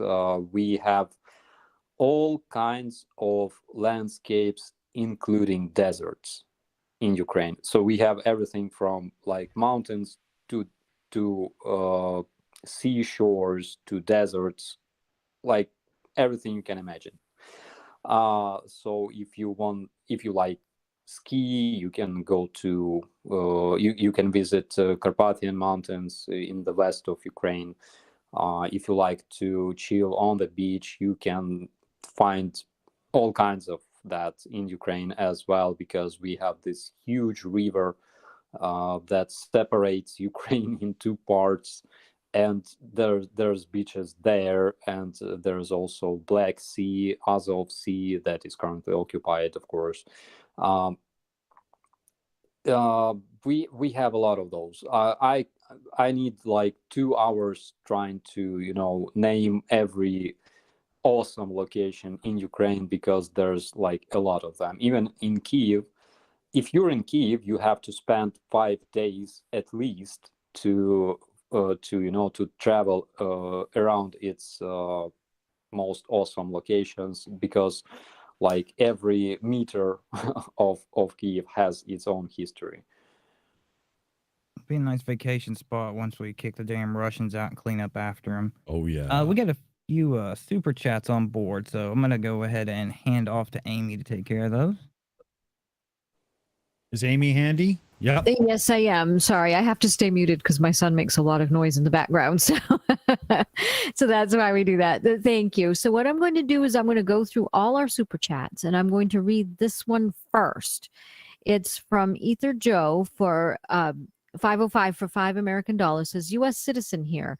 Called my Senate and Congress urging more support for Ukraine. Is this effective? Can we do more on this channel to lobby Congress? That's a very good question, too. And yes, very good question. Autistic Shill, a member for 1 month, a member for 2 months, sent a very lovely flags and hearts and flowers. Thank you so much. And then we have Springvale Light for $2 American. Says, Starsky, what do you think makes S forces important? I'm believing that special forces. And then we have Dr. Nimrod for 55 Swedish krona. Says, I am buying all of Starsky's drinks in Dublin when this is over. Slava Ukraini. Yeah. Yeah. And then we have a super chat from our very own M2M Matt for 10 pounds sterling. Says, been catching up with situation today. Glad to see plenty of Russian tanks, planes, and helicopters burning every day. The bravery of the heroes of Ukraine knows no bounds and limits. Slava Ukraini. Yeah. And then we also, thank you. Yeah, we also have one from Rudy Rudisil for $5 American. Says, Starsky, when are you dropping your new song you've been working on? And is there a way for people to support you and Ukraine at the same time? Just curious. Thank you so very much, everyone. Cool. Thank you so much. So the first question was regarding the local senator, right? Yes. Okay. Yeah, that is effective because from what I know, in the United States, you can directly contact your senator, your governor, and you can basically pass your like propositions to your senator. This is effective. We are not we are not asking you to do that. Why? Because we don't want to intrude into another country's business, but we would highly appreciate if you would do that. And regarding the yes, Jack. No, finish your thought. I just wanted to add on top of that later. Oh, okay. Regarding my songs, yeah, I have a new track that I have almost finished, and yeah, so I am trying to finish it as soon as possible. There's no need to support me because I have all the equipment needed already due to your help. Yeah, I will do that just as soon as possible. But the thing is that currently I have a lot of duties as a military, and every day I receive new ones. So it's kind of hard to find the free time for that. Actually, it's not easy to find time to make my video blogs because we have a lot of things that are unplanned, unfortunately, happening here. But I'm doing my best to find time on the cost of my sleep, actually, in most of the times.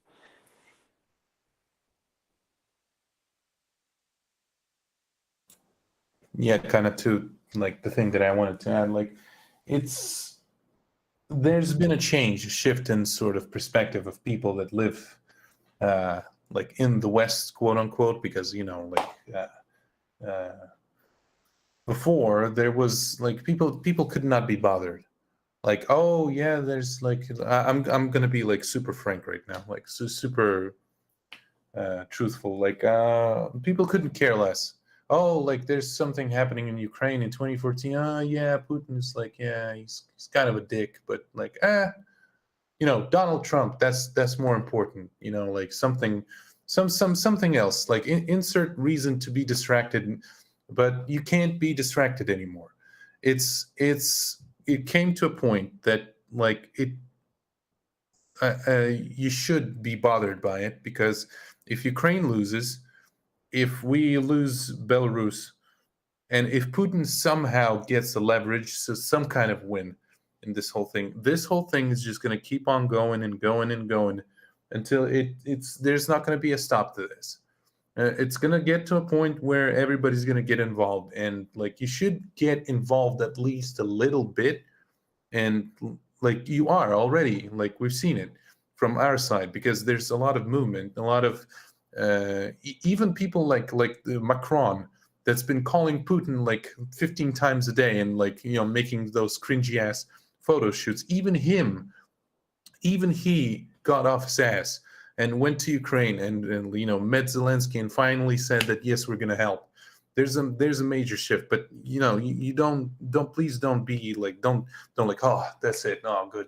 Those people are going to take care of it. No. They're only going to take care of it if they're going to be able to see that regular people also want it, that there's a demand for this, because you elect them, kinda, not all of them, because like some of them just like stay in power for whatever the fuck reason somehow, but still, it would be there. We would really appreciate it if like any bit helps, like not just money, just like trying to put attention, put eyes on this, do something. Yeah, I totally support what Clapperjack said here, because Putin is known for making a long-term plans, and in the end of his plans, there's like domination over Europe and eventually domination over Americas, because and again, Clapperjack can prove that. They like to say "Na Berlin" every 9th of May, which means towards Berlin. Not just that, just driving on their stupid ass bikes too. pretending to go Yes. to Berlin, whatever. Yeah, so they want to repeat that victory over and over again. They want to take Germany. They dream about it. They want to revenge everything they did to their grandparents, and they want to to go as far as France, actually, because I see a lot of that in my commentaries. For example, they've already been across La Manche. You remember the Salisbury incident. They're talking a lot about taking back Alaska, because Alaska is a Russian land. Oh, I remember that one. Yeah. Alaska is a Russian land. We want to take it back. Don't forget the Kuril Islands too. Kuril Islands, yes, of course, the islands that belonged to Japan for the whole time. Yes, they are traditionally a Russian land, of course, and they don't care. So after Ukraine, there will be Lithuania, there will be Germany, there will be France, Britain eventually, and if they are powerful enough, of course, there will be Americas, there will be Australia and Japan and everything else. So we gotta take this into account, of course. Basically, they're just going to take anything they can get a hold of, and they'll make up an excuse once they get to the border as to why it belongs to them. Exactly. And you just gotta keep that at the back of your head all the time. Yeah, I mean, as a Canadian, everybody knows Alaska should be ours, but never mind. I'm just stirring the pot. And it's funny because there was like a music video way back when, I don't remember the date, I'm not sure if I told you, there was this Russian deputy that belonged to United Russia. That's the Putin's party, quote unquote, because he doesn't really like associate himself with them, but it's his. And she decided to, out of her pocket, sponsor this music video with children, where she, like, the text of the song was like absolutely insane. They were like, we were gonna lay our lives for like our chief and master. Russia's gonna be prosper. Alaska's gonna come back to the harbor of the motherland, from the Kuril Islands to the northern seas. And I was like, what the fuck? Like, and it was a big stink. You can look it up, and the lyrics are just utterly insane. And even back then, I already understood that they're fucking going for it. Sooner or later, it's gonna happen. Yeah, the name of the song is "Дядя Вова, мы с тобой." Uncle Vova, we're with you. Yes, there's a lot of images that, from the point of view of mythological design and hybrid warfare, there's a lot of symbols. Things like children wearing military uniforms, things like this hand holding a torch, just like a hand holding a torch, like a statue. And if I was an American, a citizen of the United States, and I saw that, it would, in my mind, represent the Statue of Liberty buried into the soil. It's kind of horrific. And there's a lot of such symbols. The narrative, of course, is crazy, so to say, because there's a lot of things like returning Alaska and traditional Russian lands back to their harbor. So we're talking about a new Hitler, basically.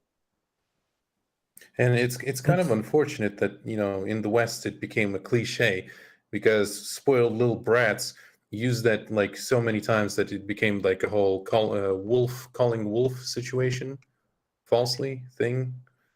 Yeah. Oh, the boy who cried wolf. Yeah. And it's Yeah, kind of there's- unfortunate because you bring it up, people just like instantly kind of turn off in their heads, and it's bad. Yeah, it's a lot of what you see online when you go to different channels that are reporting on the war in Ukraine, or what I call hobbyists. They're interested in it, but they're not doing anything about it. At the best, you're getting, some donations going through like some of the streams that Starsky's done on a couple channels, things like that. Yeah. But it's interesting to them, but they have no intention of becoming involved. No. I have just noticed something. A little birdie tweeted in my ear and said, "Holy Lord, thunder and Jesus, we have not given Putin the grubby dance yet."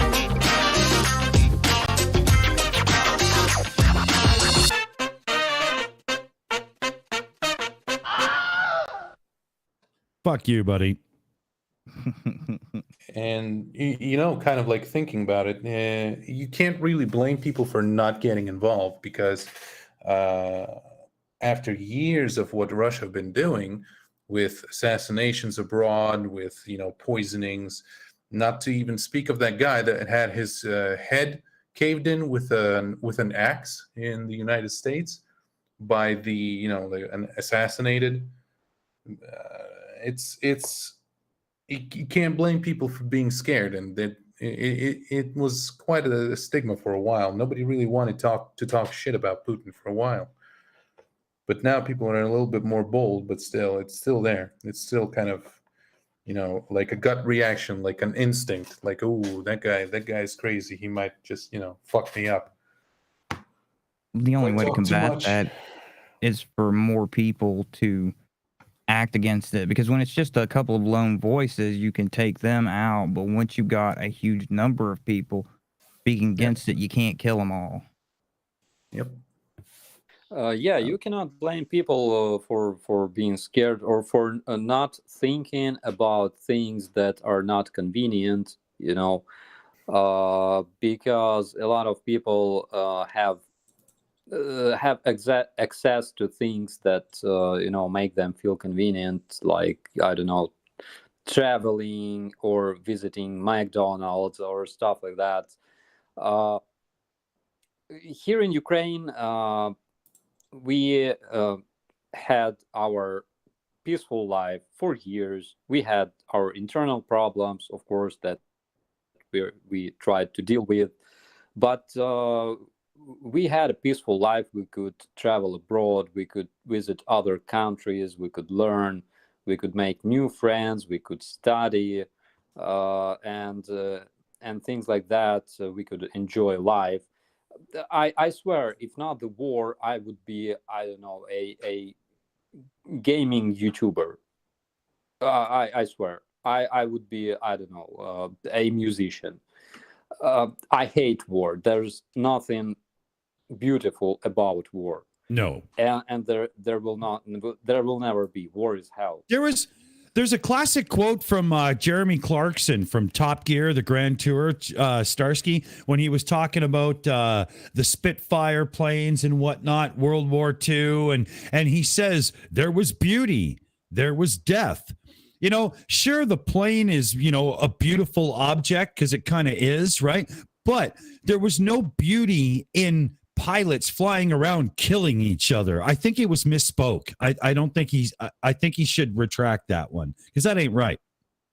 There are people that are born for war. For example, one of my comrades in my brigade, a couple of days ago, he received a Golden Star of Hero of Ukraine, and he is one of 2 living heroes in my brigade. We have 4 guys that were awarded post-mortem, and 2 guys that are alive and kicking. And this guy is a commander of a reconnaissance platoon, and he's crazy. So every time he comes back from a mission with he has blood all over his camouflage, and this is his way of living. This is his style of life. There are people that are born for war, but like 99% of people are not, including myself. I hate this shit, even despite the fact that I've had to go through all this training because I realized that I need those skills, and I had to learn everything, being a sergeant in my brigade, in my company. There are things that you can enjoy, but as soon as you are on the front line being freaking shelled, or gathering remains of your body that you had a coffee with just like 2 hours ago, this stops being beautiful in a fragment of seconds. Yes. Actually. So my friend Max returned from Severodonetsk just a couple of days ago, and he told me a lot of things about it. What happens there at this point. He told me that he had to help our officers to send bodies of our comrades back to Kiev, for example. Some of those bodies could fit into a box, like box from printer, and there's nothing beautiful in that. He told me this story about the bazaar, the market that was shelled by Russians on the 8th of March, the International Women's Day, and all the people there were turned into pieces, and there's nothing beautiful in the war. That's why I know that people don't want to think about it. They want to get as distant as possible from such things. When war started in Syria, nobody gave a slightest damn about it. We were just living our lives without thinking about it every day. War in Syria, war in Libya, and many other wars involving some crazy dictator. Same thing with Ukraine during the Revolution of Dignity, because there was this crazy maniac who had 3 sentences in prison. Then he became a president, because Ukraine is a land of opportunity, and you can become a president even if you were in freaking prison. His party was actually this pro-Russian party of regions that was made by all kinds of bandits and mafiosi, and luckily it was banned recently in Ukraine. We had revolution here. We had to fight this crazy dictator. We were lucky to make him freaking flee to Rostov, Russian Federation, of course, because where else would he go? And we were lucky to win this revolution. And literally during the revolution, we thought that we had no chance, absolutely, because this pro-Russian party that had majority in our parliament, they adopted a law. According to this law, we were all terrorists, and they would give more years in prison for participating in this revolution than for murder, for example. With the cost of blood of more than 100 people, we were lucky enough to win this revolution, and to state that we want to be part of Europe. We don't want to have anything in common with this crazy post-Soviet space. We're not part of that.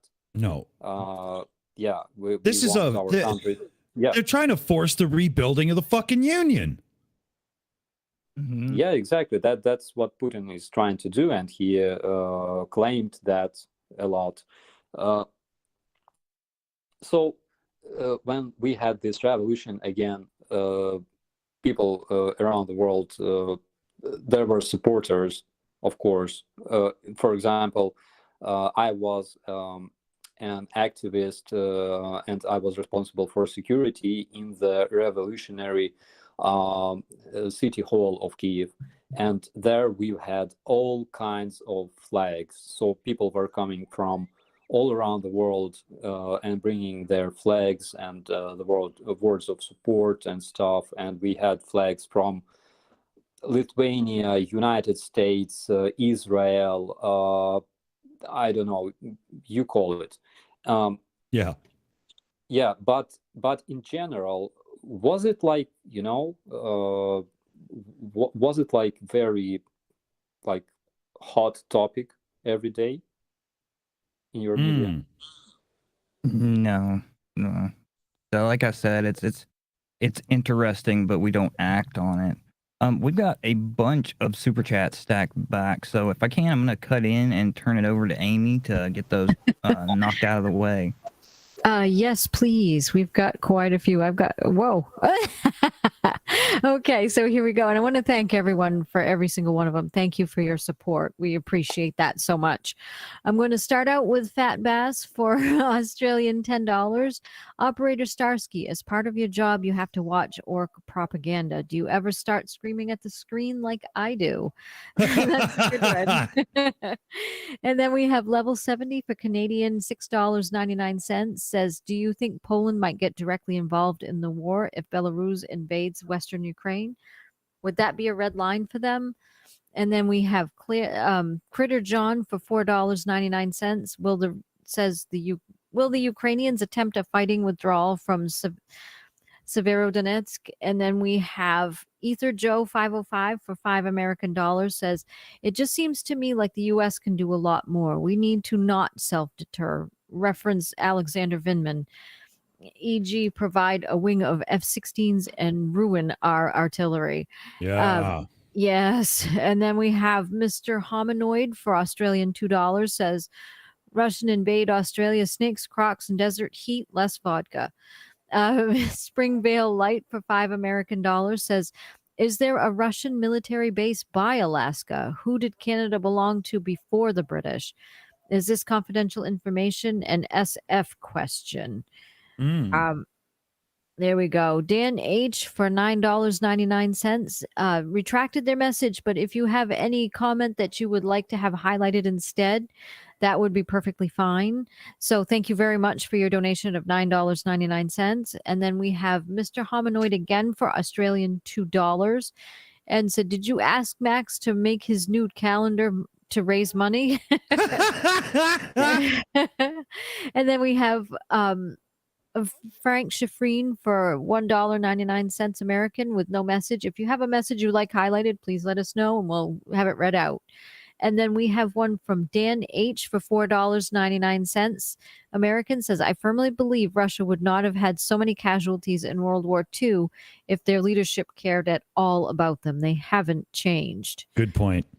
That is a very good point. And thank you so much, everyone. I appreciate all the support. Thank you. Big time. Yeah. Starsky, do you need any help with all those? Because I do have a list of them here. Oh, awesome. Thank you so much, bro. So regarding withdrawal from Severodonetsk is possible, again, because we all understand that in order to save lives of our men, we have to move to Lysychansk that has a much better strategical position. And Severodonetsk is only important for Russians as a symbol because it's a regional center.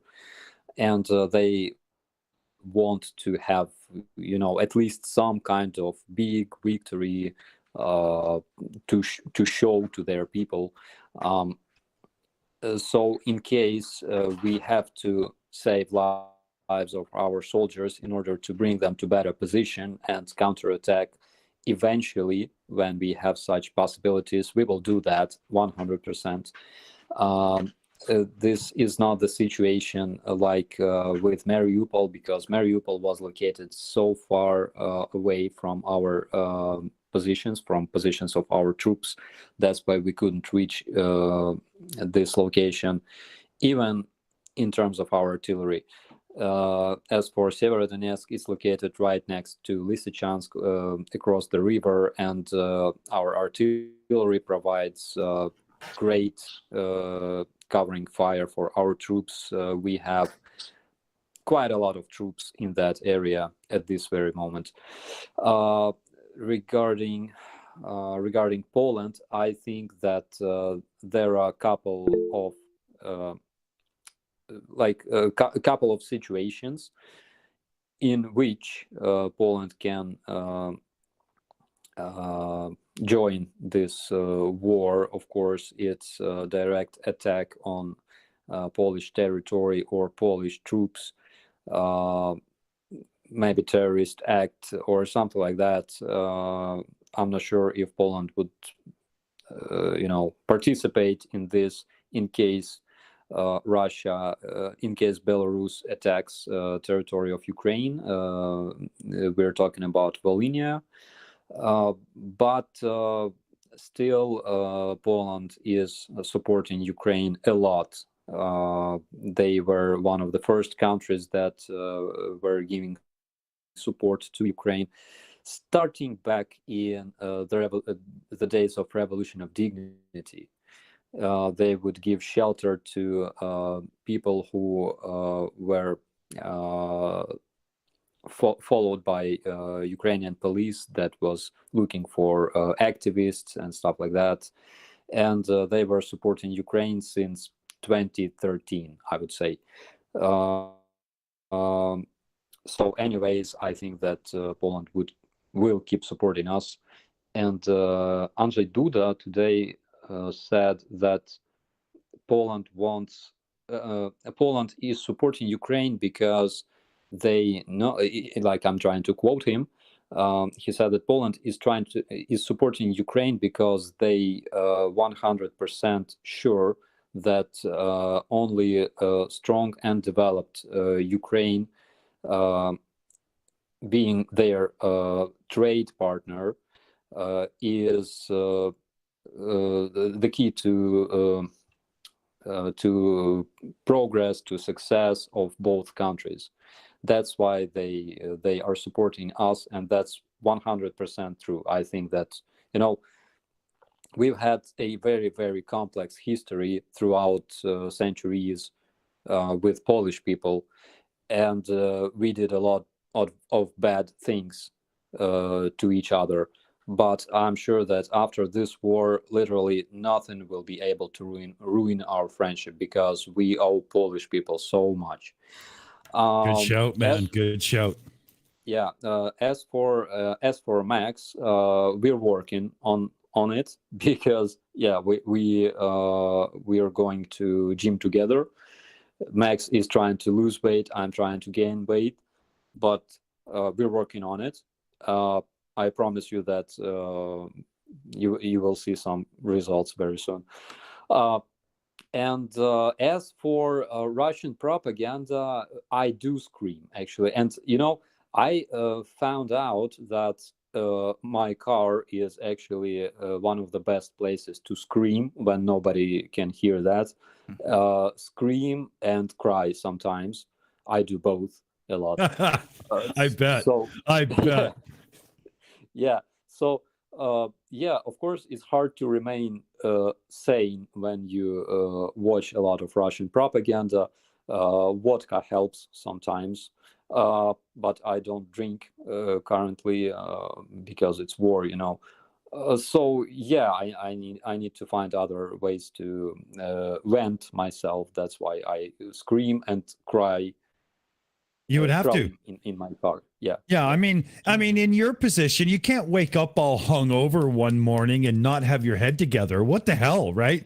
And so, if you don't have any of those little things in life that just help you get through a bad moment, you got to go for the primal release, right?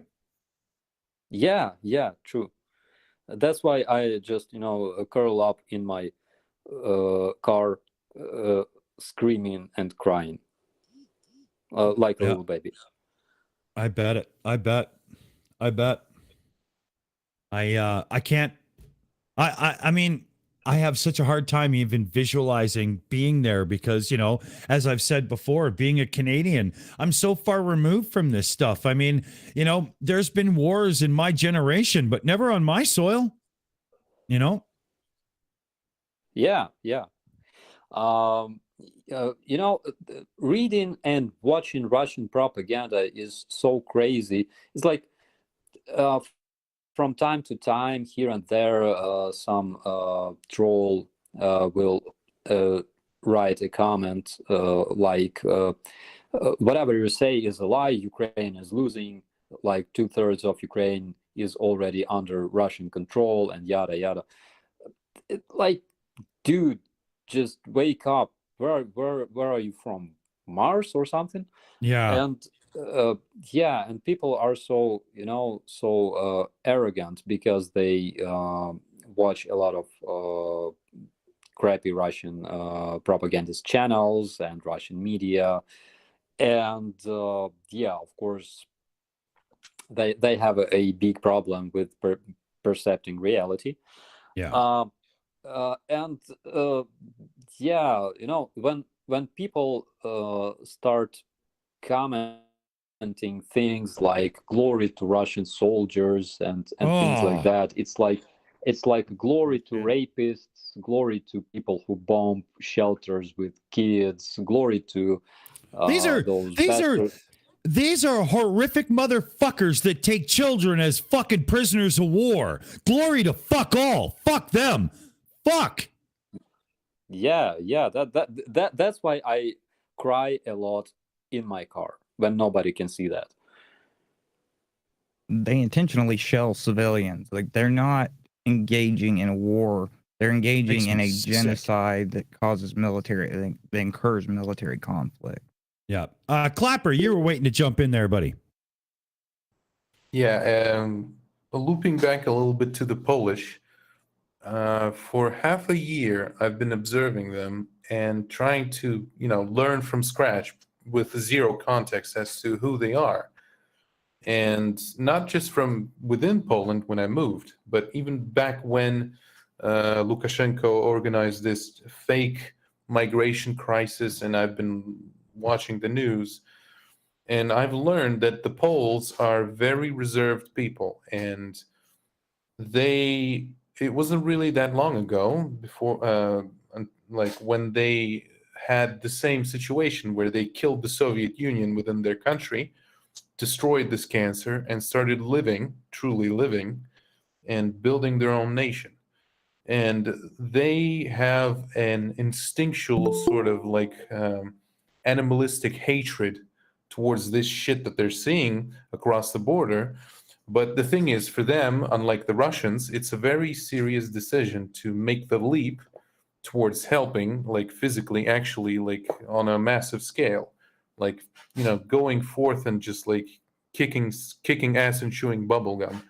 They are going to withhold to the very last moment until there is not going to be any other choice but to join. And the thing is, when I have a lot of people that go back and forth between the border, and they tell me that the Polish brought so much military shit to the border with Belarus, and it's just brand new, sparkling. And they're showing to the Belarusian part of the border what's going to happen with them if they decide to make a stupid mistake. And, if Belarusians are going to move into western side of Ukraine, the Polish are probably not going to do anything. But the problem is, if there's going to be some really hot action and then it's going to warm up next to the border, and God forbid, some dumb motherfucker is going to make a mistake and shell by accident somebody on the Polish border, because I think that's the moment where the Poles are going to pretty much just make a quick back and forth. Are we doing this? Yes or no? Okay. Is it going to be enough to merit like a full on, ass whooping? And if they're gonna go. And if they're gonna go, there's gonna be no mercy, because these motherfuckers are itching to kick some ass, because they hate the Russians. They hate these Soviet motherfuckers that have been like fucking with them for years. So yeah, that's kind of my understanding of how things are. Yeah, because Poland historically was divided by Germany. I mean, by Hitler's Germany and by They remember all that shit. By Soviets back in the World War II, because they had a pact of Molotov-Ribbentrop, and they literally came to Poland and forcefully divided it. And I know that Polish people will never forgive that, and they remember that. And they are such a great guys, not only because my great grandma was Polish, but because speaking of that migration crisis in Belarus, my brigade participated in those security measures that were taken around the border. We were located on the span of border between Ukraine, Belarus, and Poland. And my guys would wave hands to, Polish border guards. They would wave back to our guys. They were friendly and stuff. We would joke a lot with them. As for Belarusians, they were not even seen. So they were watching us from their positions, from their observation positions, like enemies. And it was we had this feeling, that they are hostile, even back then, even back in 2021. I think we had a couple of the super chat questions that still needed to be answered, didn't we? We had the one about did Russia originally own Alaska? Or no, sorry. Was there a Russian military base by Alaska, and who owned Canada before Britain? And then also the one about what makes special forces so important. As for Russian bases in Alaska, no idea actually. What makes special forces so important is they have special duties. So they provide air reconnaissance. They solve a lot of problems. So whenever they want to capture some kind of officer or some kind of important person on the other side, they would just go and take them. For example, a couple of years ago, they captured one of people responsible for shooting down MH17, that airplane that was shot down by Russian missile over Donbass in 2014. And it was quite an operation, I can say, because they went to the uncontrolled territory. They found a high-ranked officer. They kidnapped this guy and they brought him to Ukraine-controlled territory. So they solve a lot of situations. And the difference between Ukrainian special forces and Russian special forces is that Russian special forces as for example the combat in Hostomel showed. They are mostly used as their only combat-worthy force, like infantry, which you cannot do because special forces are not infantry. You cannot use them like an ordinary infantry. That's why a lot of their airborne troops died. That's why a lot of their elite special forces operatives died during first weeks of this invasion. And currently, according to Ministry of Defense of the United Kingdom, I would say that 99% of their elite troops that were prepared for taking Ukraine were already eliminated because of their stupid tactics, basically. Here in Ukraine, our special forces, as I've already mentioned, are used to solve some specific problems regarding air reconnaissance, regarding our snipers, for example, in the National Guard, are recognized as best snipers, I would say, in the world, because in 2012, I think, there were international competitions between snipers from all around the world,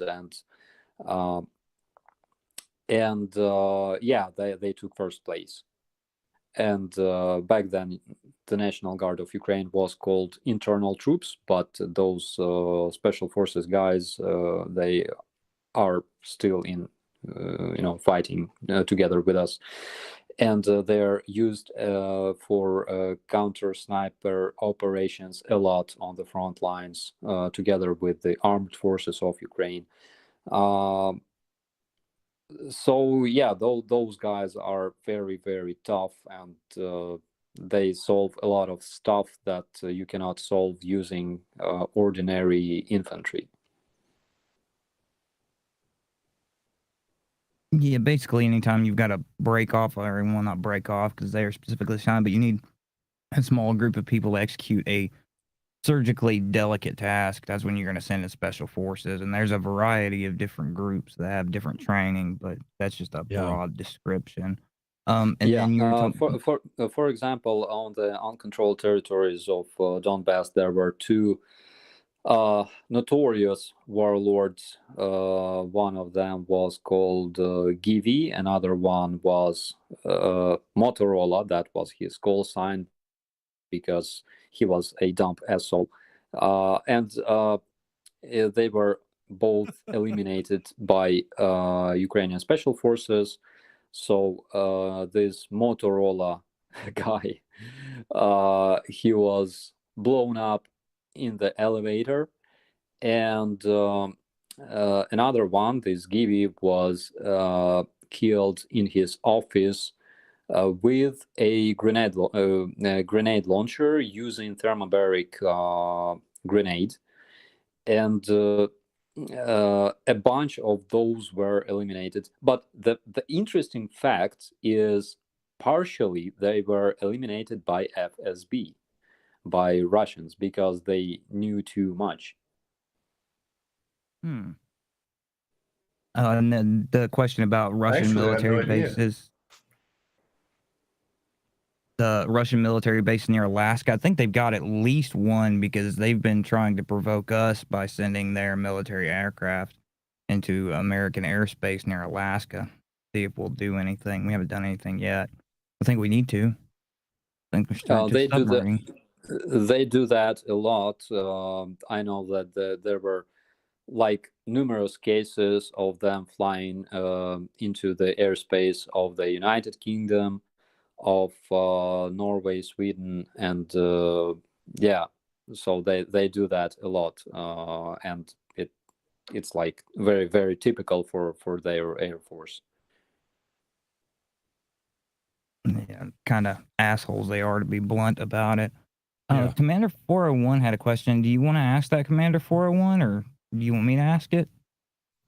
I had two questions. The first one would be, since you were effectively living under a dictator, how did you guys organize the revolution? That would be the first question. And when it comes to the Russian propaganda, do they use the tactics similar to cults? They basically overload the person with words to try to stop critical thinking. It's called thought-stopping techniques. An example I'm going to give is, and you can find the video, there's a YouTuber called Telltale Fireside Chats, and the video is entitled, I'm trying to remember that guy. Rick Wiles blames Jews too much. And on one hand, Rick Wiles is saying that America is being taken over by communists, and you know who he blames. And then he praises Russia for having thrown all that off, but we all know that basically it's all former KGB, same family, new name, people who ran it before run it now, and they prance around Red Square with sickles and hammers. Yep, exactly. So Russian propaganda uses mostly a lot of fakes. So they have institutions dedicated to creating, myths, symbols, and fakes, and they have them for years. They have a lot, like every cultural product of Russia has that. We're talking about books, we're talking about music videos, and you can find a lot of that in their music videos. As for their informational warfare, they mostly use fakes. They use this Goebbels tactics that people would believe. The crazier the lie, the more people believe this lie, and it works in Russia perfectly. It works also because they have a lot of TV shows dedicated to aliens, psychics, ghosts, and reptiloids. And things like that, parallel realities and shit. Ooh, bullshit. They have a lot of shows dedicated to magnificent Russian weapons. I love when you do that. That's too funny. Yes, that have no analogs on the West. And of course, so one of the craziest things that I remember right now is so-called non-contact combat, which is trained by their martial arts teachers, and there's a lot of them. And of course, every teacher has ever trained Russian special forces, or so they claim. And the creator, the developer of this non-contact combat is, I think, Kadachnikov, one of Russian martial artists. So it's basically like you can manipulate people remotely, and you don't even have to fight them. You just do your black magic voodoo things, and they fall, or they die, or they start shitting themselves, or stuff like that. It's actually very hilarious. Yeah. You know what I'm talking about. For those of you in the audience, right? All of us shills, it's going on in our heads. We've heard all this before, and we're kind of connecting all the woo peddling and the fraudsters on the internet to this stuff. Yep. All fucking day. Yeah. I mean, that's what this show was built on, is debunking bullshit claims, right? And wow, is it coming full circle now? Fuck. Man, they have a lot of that on their TV. I swear, it's like those magicians, those uh, uh, descendants of Cossacks. So in Ukraine, we've had those infantry in medieval times that were called Cossacks, and they were actually very, very efficient in the battlefield, and yada yada. But a bunch of them had to flee to Kuban, which is now in Russia, and now they support Russians, and they have those Cossack organizations in Russia, and you can see plenty of those bearded guys wearing camouflage and waving their sabers or swords, and they say that, yeah, we have powers that were passed to us by our ancestor Cossacks, and we know secrets of nature. We can eat planets, and shit, and they have a lot of that crap. They say that they can turn into animals and back, and they can grow penis in a second, and it's like crazy. I'm not joking, and yeah, non-contact combat is hilarious. It's you see, I have to watch that shit every day. And this is why they believe all that, all those fakes, basically. They don't have this thing that we know here as fact checking. Right. They don't need it. They have their magnificent Russian weapons, and that are advertised on TV. As for there was another question prior to that one. Well, we have the cult thought sorry, Commander. One sec, Commander. We've got a backlog of super chats, and they're so old in the chat now, I won't be able to pop them up. We've got to get caught up here. Is Aimee around? Maybe she's probably telling Matt to be quiet so she can unmute. There she is. Absolutely, yeah. Got quite a few here, so here we go. Yep. Okay, let me see. Oh, here we go. We've got one from Dennis D for 50 Swedish krona. Says, Starsky, will your band play in Sweden? Beers on me.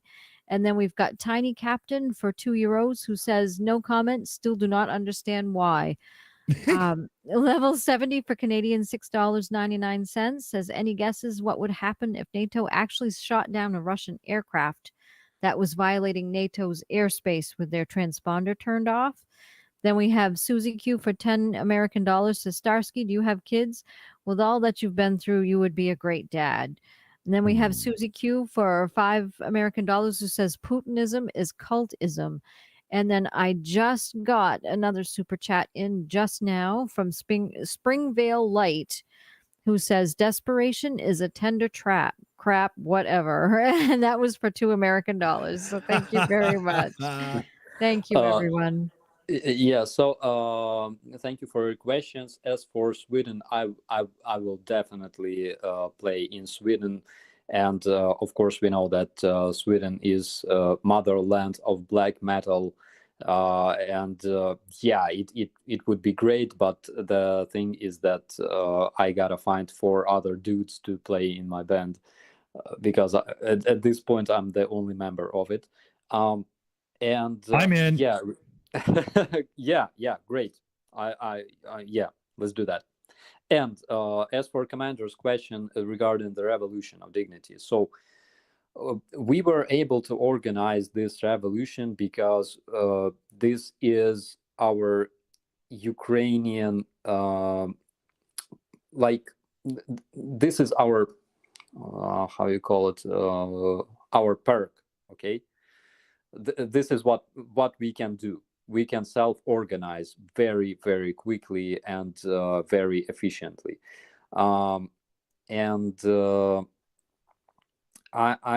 think that 2004, when our presidential elections were falsified, and there were a lot of those fake bulletins.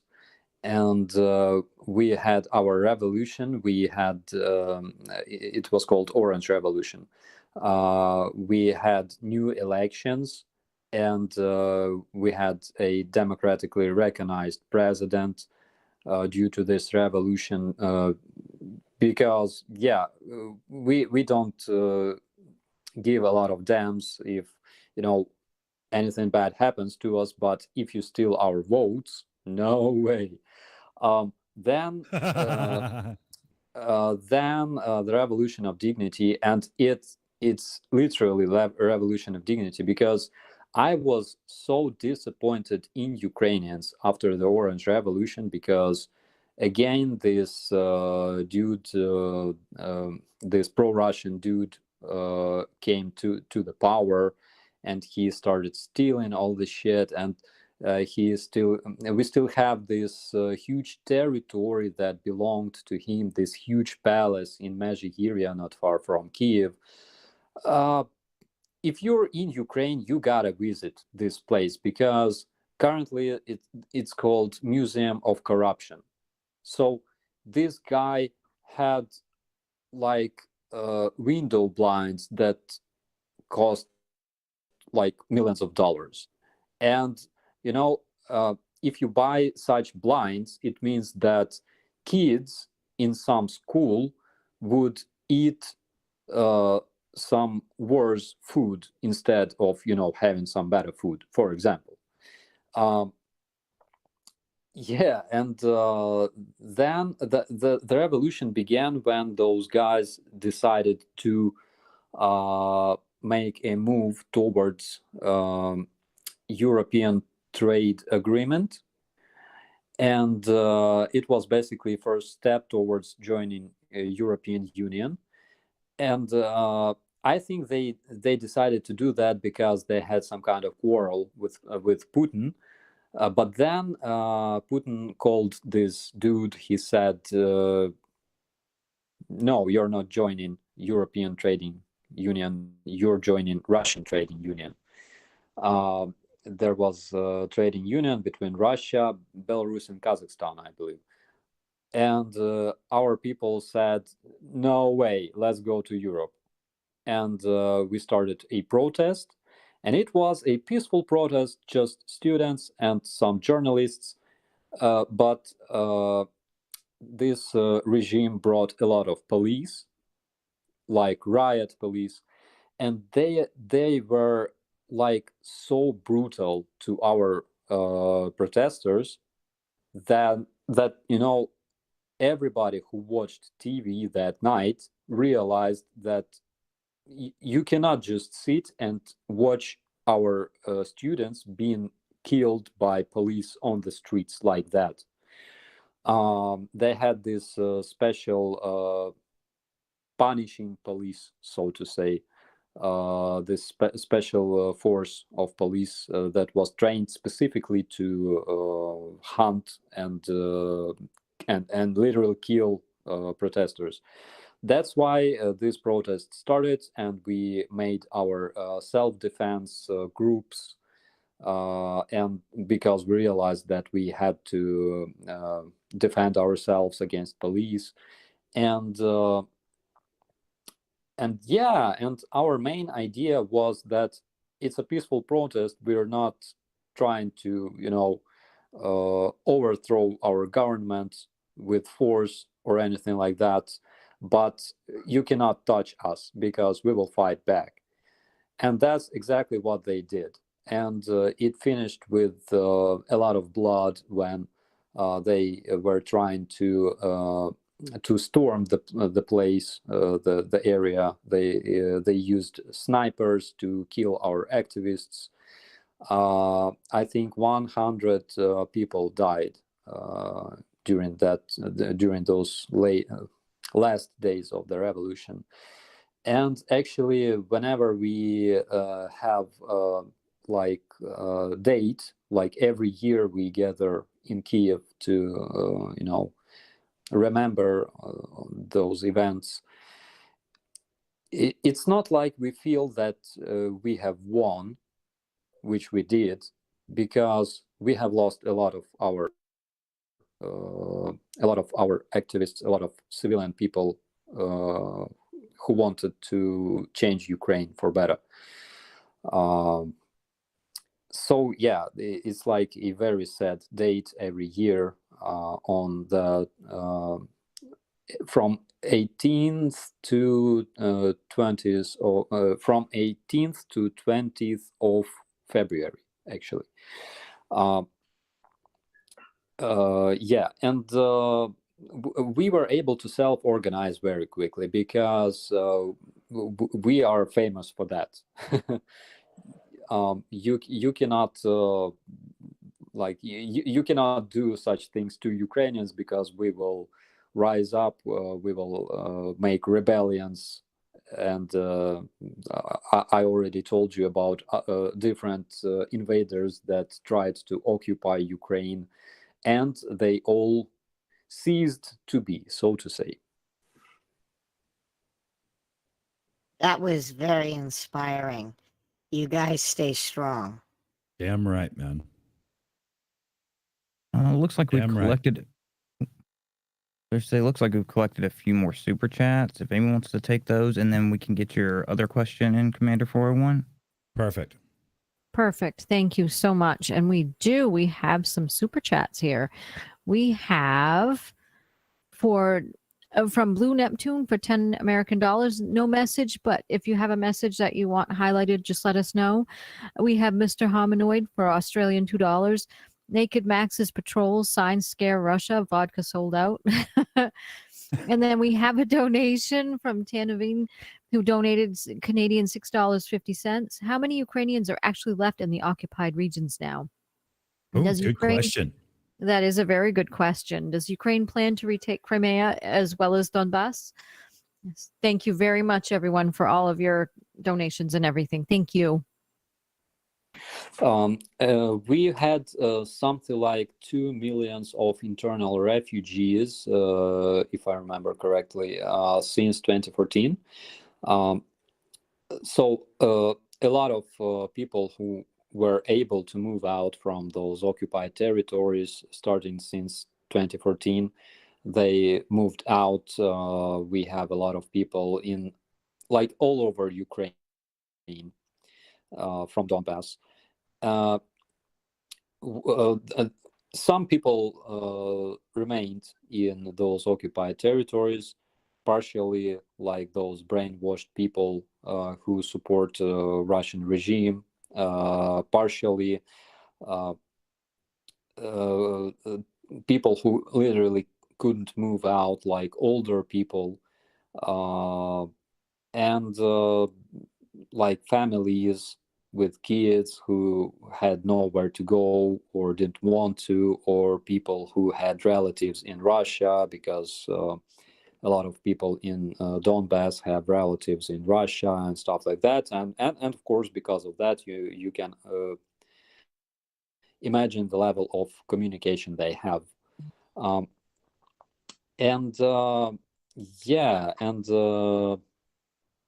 there's a lot of people left in those territories. The worst thing is that during these years, since 2014, a lot of kids were born, they grew up, they went to school, and they have never ever heard a word in Ukrainian, because they study in those schools on the occupied territories. They study history of Soviet Union, of Russia, of this great friendship between Russian and Ukrainian people, and Nazi regime of Kiev and shit like that. They are terrorist heroes, and this is basically a tragedy, because we, like, as a military, I have no idea what to do in this case. We have to create some kind of strategy to reintegrate those people into Ukrainian society, because currently Ukraine is their hostile country, even they're part of this country. So that's the kind of strategy that was used and implemented by Russia. Since 2014, they have Russian rubles in Donbass, of course, and instead of Ukrainian currency, and things like that. So it's a very big problem, and we have to solve this problem somehow. But I think that because Ukrainian nation is so open and friendly and civilized, I think that we will find a solution that will make Ukraine so much more attractive to those people than this mortar that is backing those artificially created republics. As for Crimea, yes, I already said that we want to take it back, but it's another problem because in order to take it back, we have to have a support from our fleet, which we don't have a lot at this point, and we have to deal with Russian fleet on the first place because Russian fleet is providing huge covering fire using their cannons and missiles, and we have to have some kind of measures against Russian ships. It's going to be like reintroducing people from another reality whenever you reintegrate those individuals. That's really sad. I didn't see Jack had his hand up. Did you still have a question or a comment, sir? Not a question, more of a kind of, I found that contactless fighting thingy, and I tossed it to Dick, and it could be funny to watch, but I'm not sure. It's up to Dick. But like to have more of a picture, I know we moved on and whatever, but like to visualize, imagine like they kind of in the video, maybe one guy's coming upon like another guy to attack him, and the other dude is like doing some hand waving, and the other guy just falls down, and it's ridiculously funny. You should give it a watch sometime. Oh, I'm bringing it up here. I'm bringing it up. It looks like one guy is using the Force against the other, and then all of a sudden, it's pretty much Jedi shit. Yeah, it gets tasered. And he's just like, whoa. And they even call it psychophysics. This is from 2013, and I'm shitting you not. This is not satire. This is not ironic. This is 100% real. Yeah, this is the term in the real martial arts community is Chi Wu. Okay, here I'll bring it up. Oh, wait a minute here. Yeah, here I'll bring it. What the hell happened there? Okay, there we go. I'll bring it up, and here I'll play it up. Here we go. Внося помеху в зрительный анализатор, систему нервного регулирования противника, можно добиться того, что он будет промахиваться, падать и так далее. What the hell?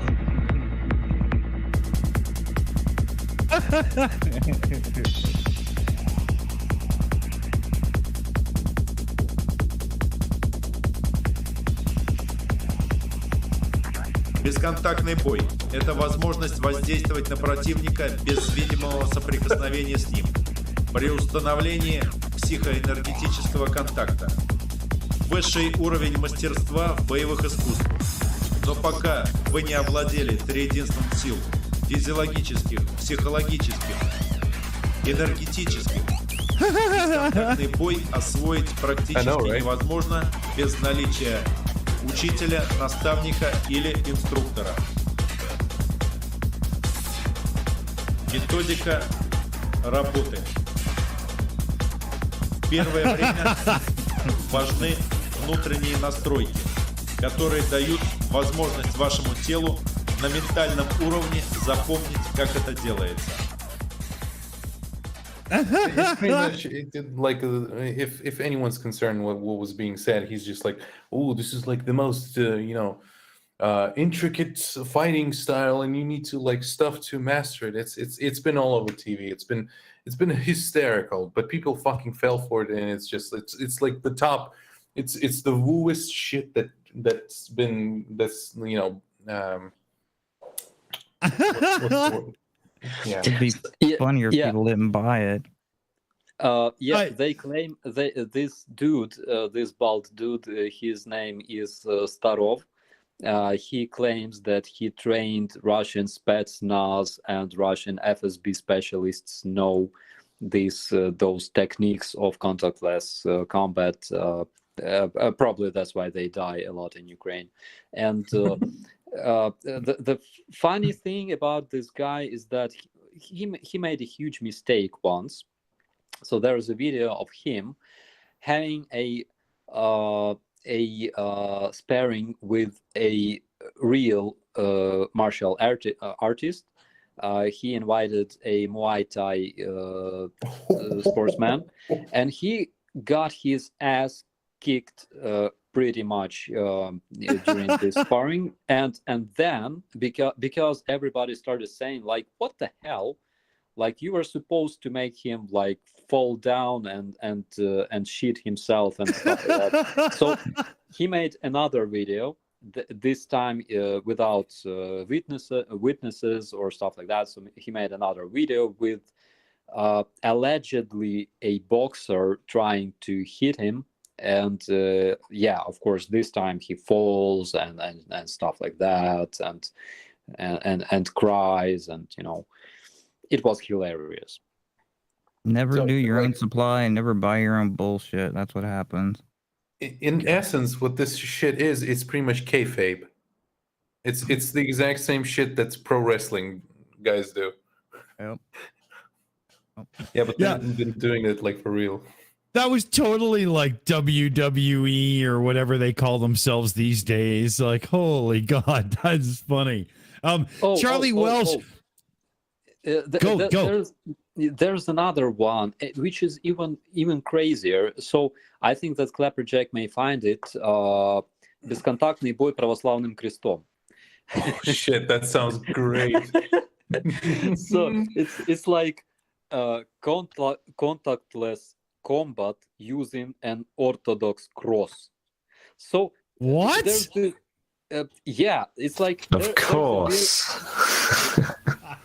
There's a bearded guy and a bunch of those guys wearing camouflage pants and stuff, and there's a bearded guy with an orthodox cross in his hand, and he's like, so this is the way our grandparents fought random invaders in our country, and he waves this cross and they all fall down and stuff like that, and he's like, yeah, this is the power of the Orthodox cross. This is hilarious. It's on YouTube, actually. What was the name again? Бесконтактный бой православным крестом. Yeah, I can't seem to find it. At least, like, I see a lot of parodies, but not the original. Full contact exorcism right there.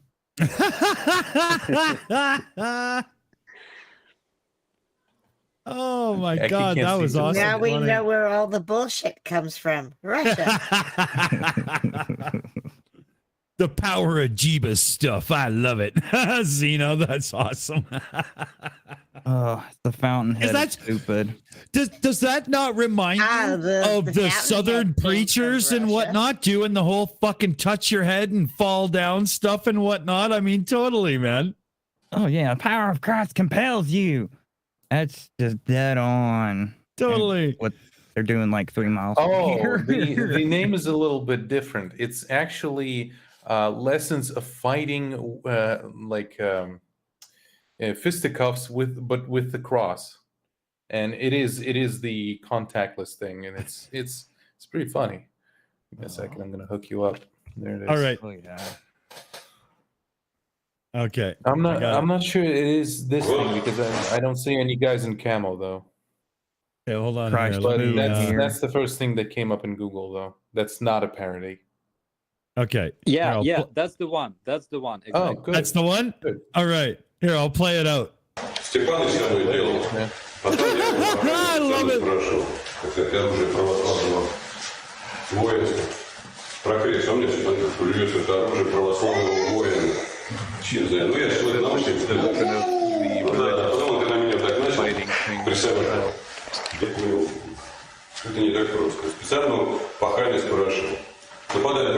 It's not easy to do, whatever.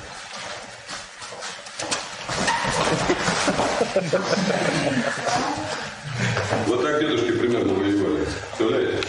Так, слева, проломи. По одному, давайте так. Вот так, с краю и набегаем. Поехали.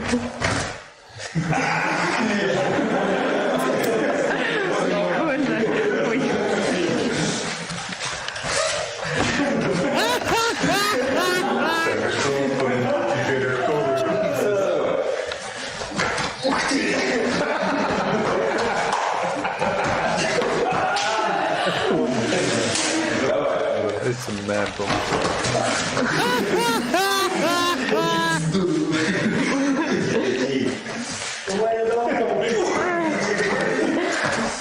Рожать должен перед Христом.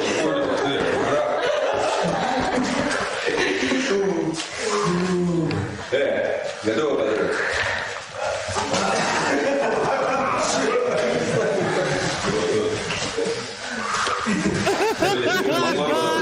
Собирают себя мысли, образы, духовных, потребов, духовных. Okay, hold on. I didn't mean that. Hold on. I want to leave it in till it's Ты done. можешь быть в этом научном мировоззрении. Ты можешь быть по-церковному. Put the cross down. He's fucked. Важно одно. Если ты православный человек, то ты понимаешь, что стоит за Yeah, I think этим. he's just gonna monologue from here on. А руки. Okay. А за ним стоит дух. I was hoping we were gonna get seen beat the shit out of a priest. Oh my God. Okay. I have to throw something in here because I know Mallory would like this one. I won't be able to hit the buttons quick enough. You guys won't hear it I'm gonna ask properly, you the but same here we 5 go. questions you Hold cannot on. do. Okay. Holy Spirit, activate. Oh, no. Holy Oh, no. Spirit, Oh, no. activate. Holy Spirit, activate.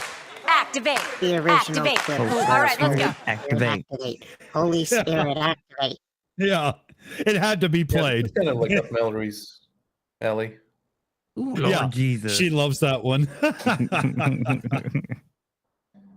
Yeah, but this Oh, is dear what we're God. dealing with. Um, For years they have been like shitting in like the regular Russians like ears with this bullshit, and a lot of them like did actually start believe like that they're the chosen ones and whatever, that they could do some fucking like Jedi shit and whatever. Oh, And get when this. when push comes to Kids shove, of they shit themselves. Hagadil. The prophet Daniel said a dude named Karen, who in the Christian tradition is the Antichrist, will raise himself up as commander of the Lord Most High. That's the NIV. And I think that Russia is just mutilating religion in exactly the same way that every other dictator has. I'm sorry. I pareidolia brain. They have been for quite a while. If you actually like look at what their popes are like, they are all like covered in gold and shit, and they're like more like pimps rather than priests. I shit you not. Look it up. You're gonna be amused. I know the Yeah, patriarch they- of the they're- Russian Orthodox Church is a huge asshole, and he basically has said that Putin is saving Ukraine from being a Western democracy because Western democracies do not obey divine law. Well, how about this, Putin?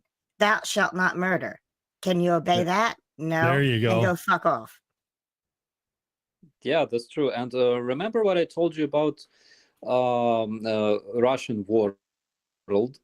So one of those bases of like foundations of Russian world is this Orthodox religion, even despite the fact that more than 50% of Russians they have different religion, like Muslim, like other religions. And yeah, in this video, this guy basically says that it doesn't matter if you're an atheist, it doesn't matter if you believe in science, it doesn't matter if you believe in God, but if you are Orthodox, you have this power to kill enemies with a cross. That's basically what he says in the video. Oh my gosh. Wow. I guess if you catch a bullet in the ass, your faith wasn't strong enough.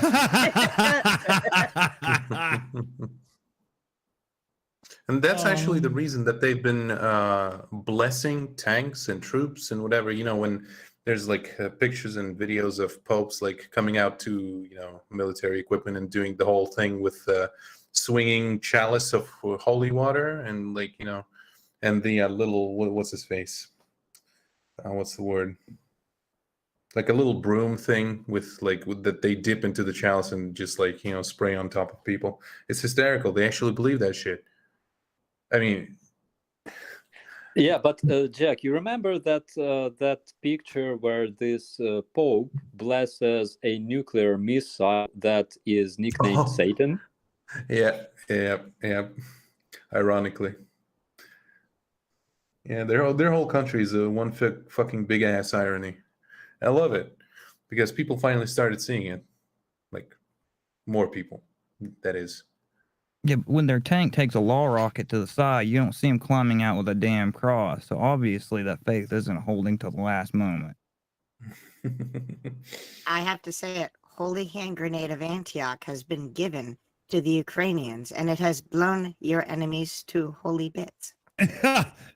So saith. It's that black sorcery, evidently, that has allowed them such victory. But you would think if you could march into battle with a cross and take it out, that would be ineffective. So they need to get to church more. But the worst part of it is that Russians actually tried to infiltrate Ukraine through religion, because there's Ukraine is a bit of a mix of Orthodox and and the Russians tried to kind of manipulate people through their priests for a while, and only when the war started, Ukraine started cutting that off, because they realized that what those popes were doing, because I've seen videos, for example, with Ukrainians still kind of trying to, because it's a religion, you got to kind of respect that. And there was videos of I don't know, I think it's I don't really remember what it was about, but Ukrainians walked into this one of this churches, and the priest was talking shit about Ukraine, and they tried kicking him out, and the actual people that came in to worship, they started talking shit too about Ukraine, and it was a very weird, odd situation, and I just oh, that's just I mean, it's weird. Yeah, so we have the situation with Russian church in Ukraine, and of course we didn't do anything to it for years, again because Ukraine is a democratic state, and we are the state is separate from church. We don't do anything, we don't manage our religions. We respect that. But after this war started in 2014, a lot of people realized that Russian Orthodox Church is used to spread the ideas of Russian world and say shit about Ukraine to Ukrainians, and convert them into this ideology, this fascist ideology of Russian world. I was going to say, I knew about that from 2016, when the Patriarch of the Russian Orthodox Church started making overtures to American evangelicals. And I keep mentioning Rick Wiles because he is the start of it here in America, of the overt praising Russia and bashing democracy. They're doing it here. Yeah, they're just trying to basically separate them, or to go against the grain, more or less. It looks like we've got some super chats built up, so let's jump on top of those before they overtake us again. Sure. Thank you very much. All right. We've got one from Tiny Captain for €2 who says, war does not have winners, only casualties. Hear, Very hear. true. Yes, very true. We have one from Springvale Light for $2 American, says, who is responsible for self-infliction in SF? And then we have Mr. Hominoid for Australian $2 who says NFKRZZAK ZAC Russian YT Putin Chase TF now refugees. Okay. Thank you so much. Springvale Light again for $2 American says who is responsible for self-affliction in SF? God. Thank you so much, everyone. So yeah, it's very true. So I must say that with all those contactless fighters in Russian elite of their Spetsnaz, their airbornes and stuff, I think that we're lucky to have those magical powers here in Ukrainian armed forces. I mean, we had to develop that in order to protect us.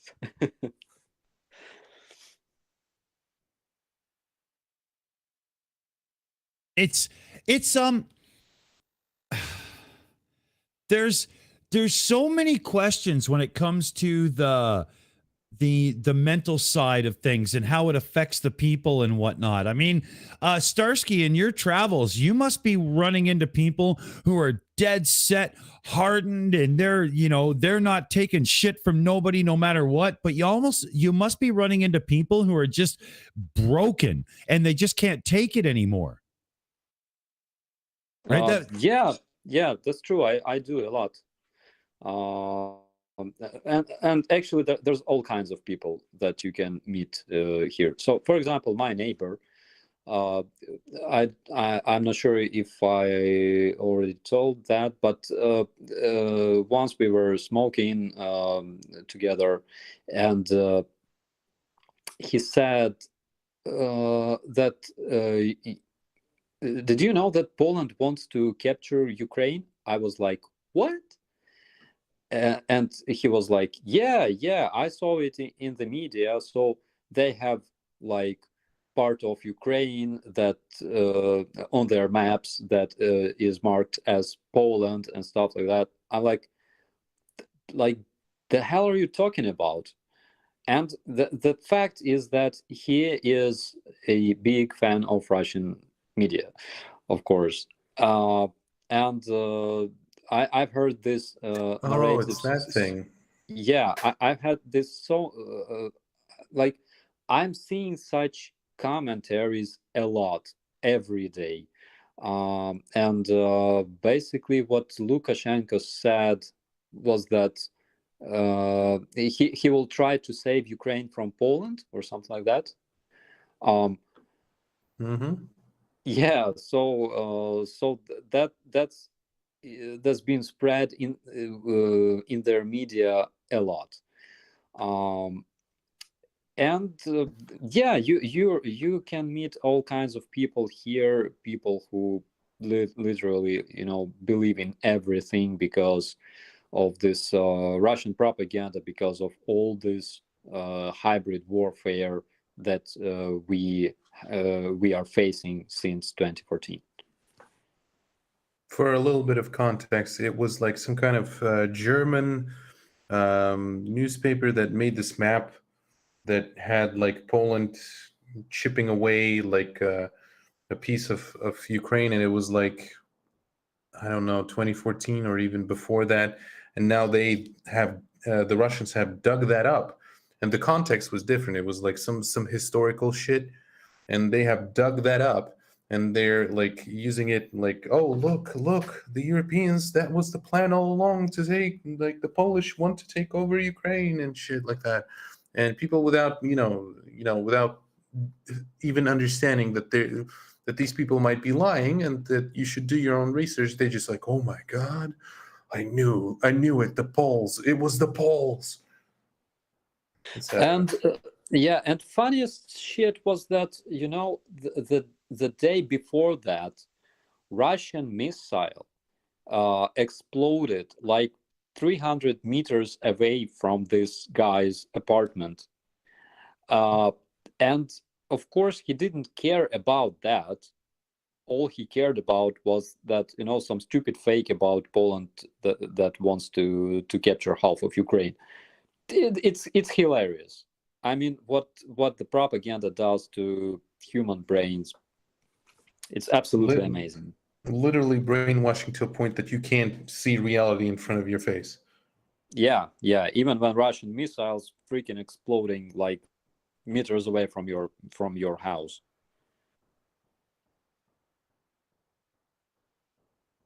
All right. It looks like we got some clarification on that question from Mr. Hominoid. Do we want to take care of that and then look at doing wrap-ups? Yeah.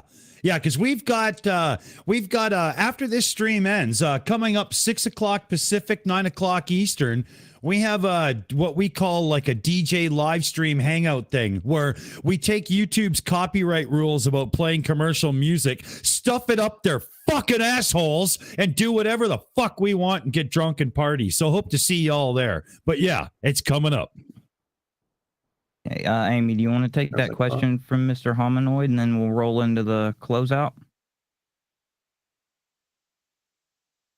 I can go ahead and grab it. It's so NFKRZ, the Russian YouTuber, Zach, the Russian YouTubers were chased by police by Putin's orders. Has Starsky heard of this? He's now in Georgia as a refugee. Have you heard of that one? Yeah, I think I've heard about it. I didn't learn about it much, because it's not very related to my field of work, so to say. But yeah, I've heard about it. Okay. Let's see. Is Aimee back yet? I'm not sure. I think she's in a definite parenting moment, so we'll have to just do our best. Yeah. So we've got one last super. I'm going to go ahead and call that, and then we'll start doing the closeout. For Annette from Annette Wagner for $10 American. Hi, Operator Starsky, and hello to Fit. That thinks she means fudge. Why don't we hear much about Bayraktars? There was the song, a lot of videos, but now nothing. What's happening? It's very simple. So during first months of invasion, Russian troops used some very low quality tactics, and we could use our Bayraktars a lot. And currently, they are adapting to our tactics, so they use a lot of their anti-air defense, and we have to save our drones more than we did previously. So we are still using Bayraktars. For example, you saw that video of Russian ship that was that was hit by Harpoon missiles like a couple of days ago, and those missiles were pretty much guided by Bayraktar, because judging from the interface of the video of the display, it was Bayraktar. We're still using them, but now we have to use them more carefully because of Russian anti-air defense that are deployed in those areas where we are using them. Plus, it's like a meme. Memes don't really, last forever, especially military ones. Those things are expensive. You do not want to waste them. Yeah. All right. What's up, Dick? Well, we've got a couple of donations that came through the Streamlabs tips as well. So Tanuvian, I'm sorry if I've got that wrong, donated Canadian $3. If you can't talk about this, Starsky, I understand. But do you think Slovensk is safe for now? And are the Russians actually using those ancient T-62s?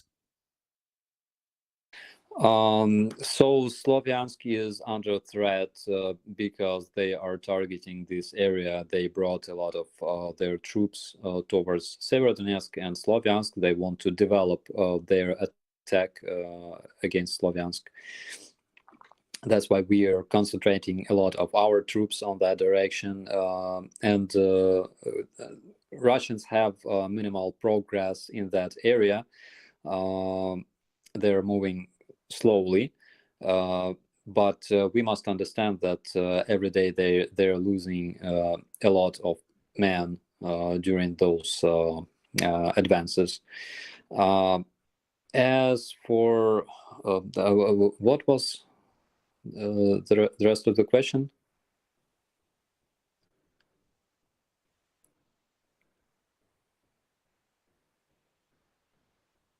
Hey, Dick, what was the rest of that question? I don't have it in front of me.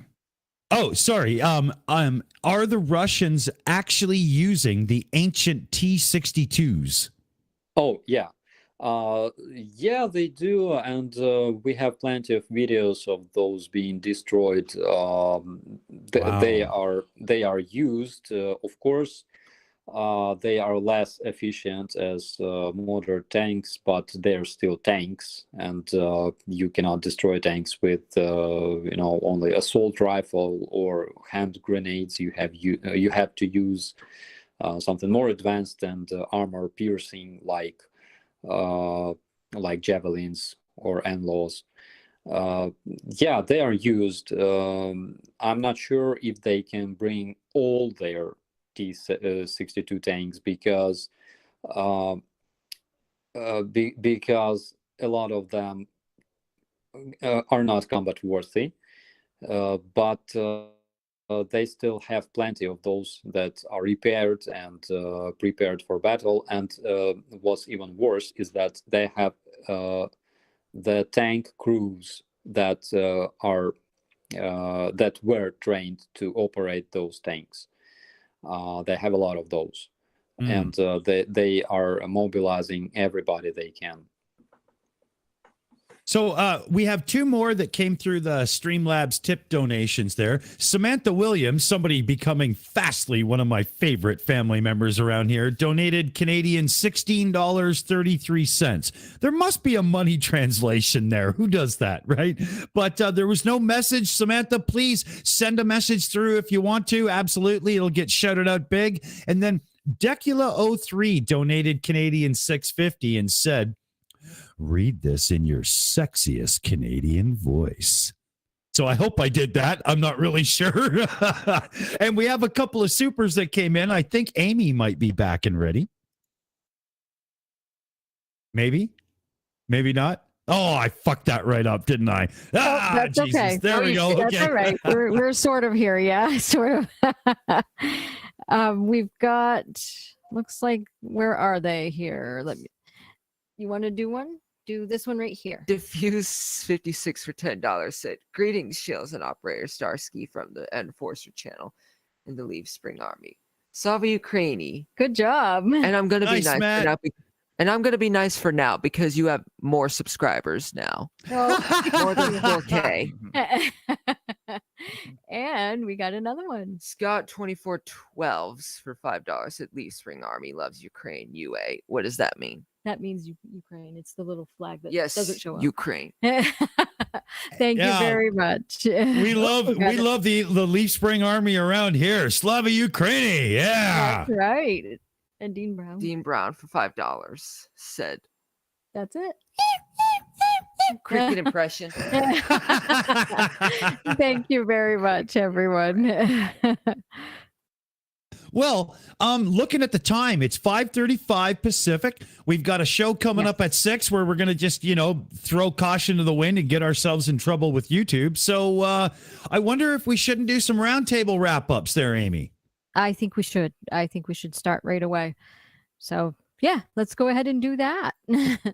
All right. So I'm going to start out with Mipet 69. Mipet, what are your thoughts and wrap-ups for the show?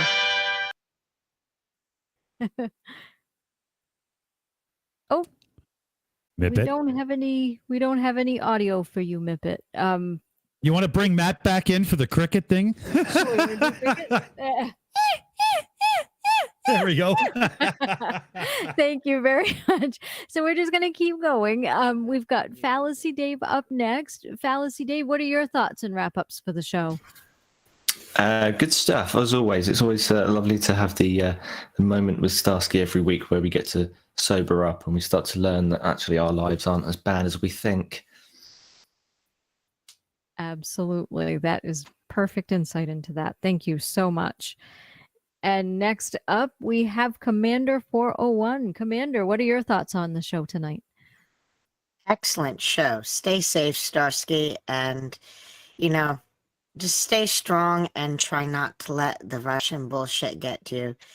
I worked in a place where a lot of the bullshit that most of the people hadn't heard until about a few years ago, I was hearing it 10 years ago. I have grounding behavior from being in a very bad employment place, listening to bullshit.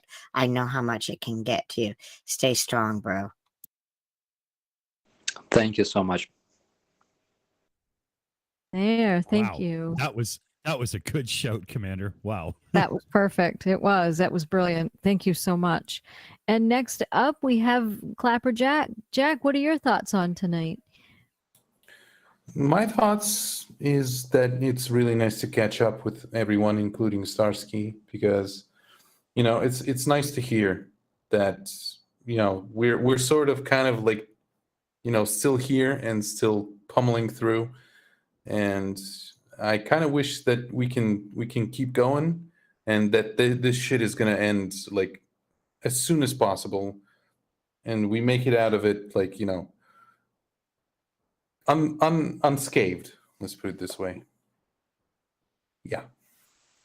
Absolutely. Thank you so much. That's brilliant. And next up, of course, we have our very own Operator Starsky. Operator Starsky, what are your thoughts on tonight? I missed you so much, guys. I'm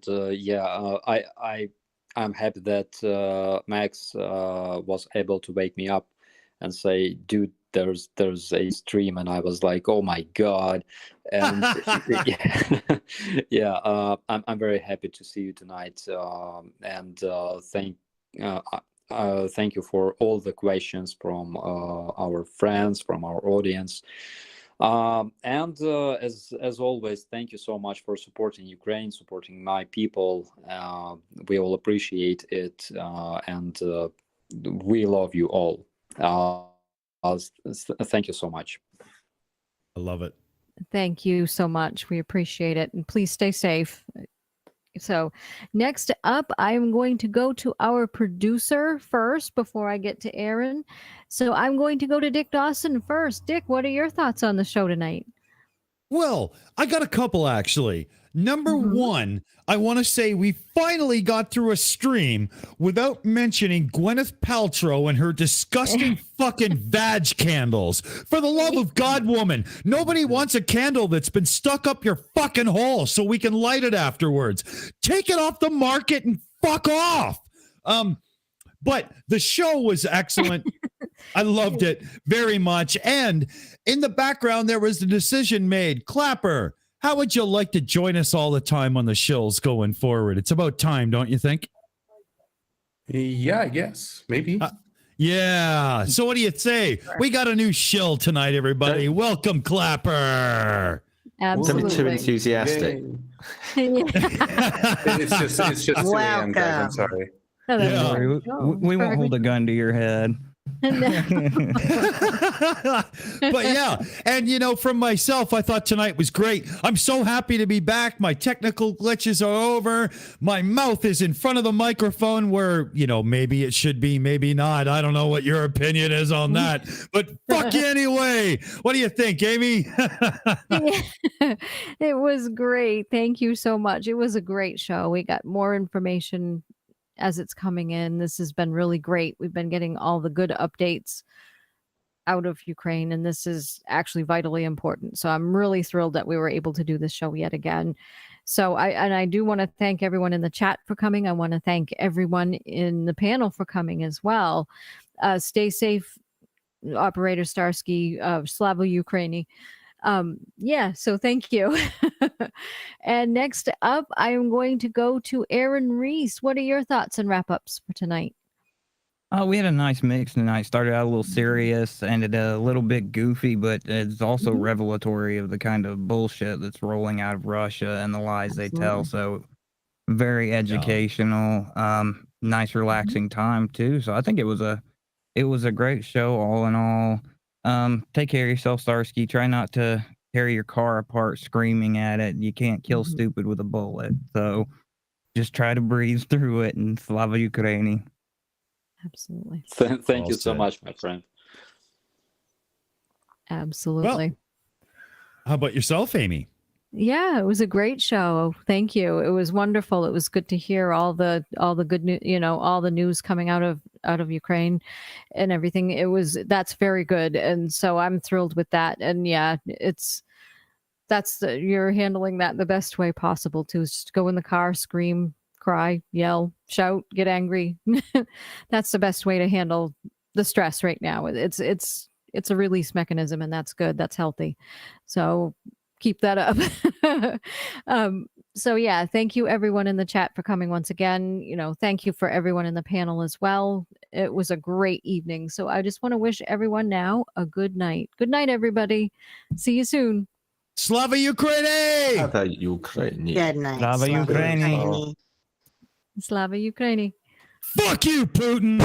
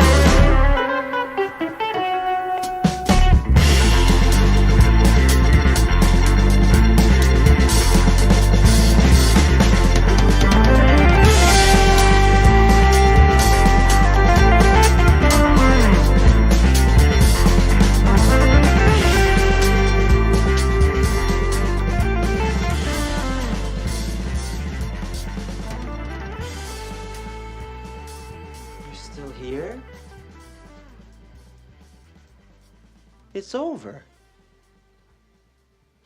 Go home.